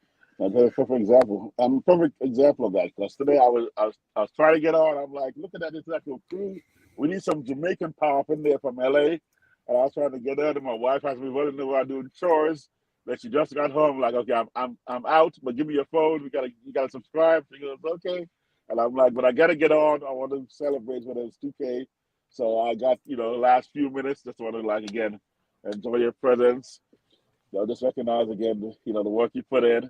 And I want to appreciate you, because I'm telling you, man, you do make the time go by. You also cheer us up, take our minds off any stresses we have going on. You do it all, man. So I appreciate you, man. So, and of course, you're always dropping the knowledge and making sure we know the ledge. So I appreciate you, man. There you go, man. Well, I think that you couldn't have said it any better, man. I think that's a great time, a great moment for us to kind of get out of here and leave off. This show was another fantastic show. Thank you to my guy, International Andy, for jumping in and stepping up, being a part of the show today. Thank you to Victor from Knicks Fans Brazil for being here and being with me. Appreciate you so much. The Poetic, the Nick Analyst, aka, was also here for a little bit. He jumped in and gave some words. Jay Boogie gave us a little time. He's got a show today. He said he's going to be performing maybe for about 6,000 people. Shout out to you, Jay Boogie. I hope the show goes great. I'm looking forward to the new joint Blessings that is going to be, he's going to be shooting a video for on opening night. Well, opening night at Madison Square Garden, which I'll be able to see Jay Boogie that day. Hopefully, yeah, who knows? Maybe I'll be in the video. We'll see. So definitely. And once again, to everybody who has been here rocking, thank you to Wiz for being here, jumping on, and your efforts helping us to get to that 2,000 number, man. Thank you so much, brother. I appreciate you, man. And I also want to say, because I don't think I've mentioned it recently, but guys, once again, listen, NBK did put together the package for people to come out for opening night at Madison Square Garden. Obviously, at this point, those tickets are sold out. So you may not be able to come to the game and sit with us. And maybe you can't come to the game at all. However, the Knicks community, we're going to be at Legends, Sports Bar. I think it's at 33rd Street or 31st Street. I don't know, but as we get closer, we'll put the address out there. But we're going to be at Legends Sports Bar, which is right around Madison Square Garden. We're going to do a pregame before the opening night game, and then we're going to do a postgame after. So what we normally do is do the pregame with the whole MBK crew, talk about what's expectations maybe for the season, expectations for the game. Then we pack up, head over to the Garden, watch the game, come back, do a post game about what happened, and go from there. So you guys, even if you can't make it to the actual game, if you don't have a ticket, if it's sold out, whatever it is, you can still come to Legends and chop it up with us before the game. And, if you want to be at the bar and chill for a little bit, watch the game from the bar, you can stay there and even wait for us to come back to do the post game. So definitely keep that in mind if you're in the New York metro area on October 21st. Opening night at MSG, New York Knicks versus the Detroit Pistons. Oh yeah. Yeah, man. Yeah. So I just want to put that out there, man, because it is what it is. LA, New York for that. Man, call Leon Rose if I can sit in his booth with him. We'll see. Maybe Leon can sit with him. But by the way, man, man, when we dropping that super chat, by the way, man, you almost like, no, it's okay. I'm like, man, what do you mean no, it's okay? Of course it's okay. Don't be like, no. I'm like, bring those super chats in. I want to see $19.99. I want to see $199.99. I want to see whatever. Just bring it in, man. Roll it in, because I know it's gonna go to a good thing, helping this channel, grow even more. The background. Maybe one day you'll be like giving away a Nick ticket and stuff like that, and maybe Patrick Ewing when we fly out to see you and be like, yo, these guys so big, man. Maybe, Listen, that's man. what I'm saying. So. Wiz, I hope I'll be honest, man. Look, I'm a worker. I'm a 9-to-5 guy. I gotta support my family. I do what I gotta do. It ain't sweet on this end, but I still got the passion for the Knicks community. I got the passion for the Knicks, and I love being here and love doing this. And I wish I could do more personally. There's definitely shows that I want to support, that I'm fans of, that I would like to give more to. And I unfortunately can't really do it right now. But I do hope that one day, like you said, Wiz, I hope we get in a position where we're respected throughout the Knicks community and outside of the Knicks community, like maybe in the mainstream a little bit, so that way we could do certain things. We can do giveaway, like big giveaways to Knicks fans, give away Knicks tickets, give away opportunities to go meet certain Knicks players and be at events. I hope we get to that point one day, because right now it's very limited. The access is very limited. MSG and the Knicks organization has a certain way that they like to deal with people, and it takes you a while to be able to even crack that area. We see that, shout out to CP from KnicksFanTv. He's definitely on the cusp. He's in there. He's starting to really crack through, and he's getting a lot of opportunities. And we hope some of that continues to filter down through him, through other people in the community, Sim, NBK, the rest of us, man. These guys all put in their time. So I would hope that MSG, Madison Square Garden Network, all that starts to recognize them and gives them the opportunities. Like, if they give me an opportunity, it's still Knicks fans with John and Jose, great. But honestly, I'd rather see, okay, you giving it to CP at KnicksFanTv, fine.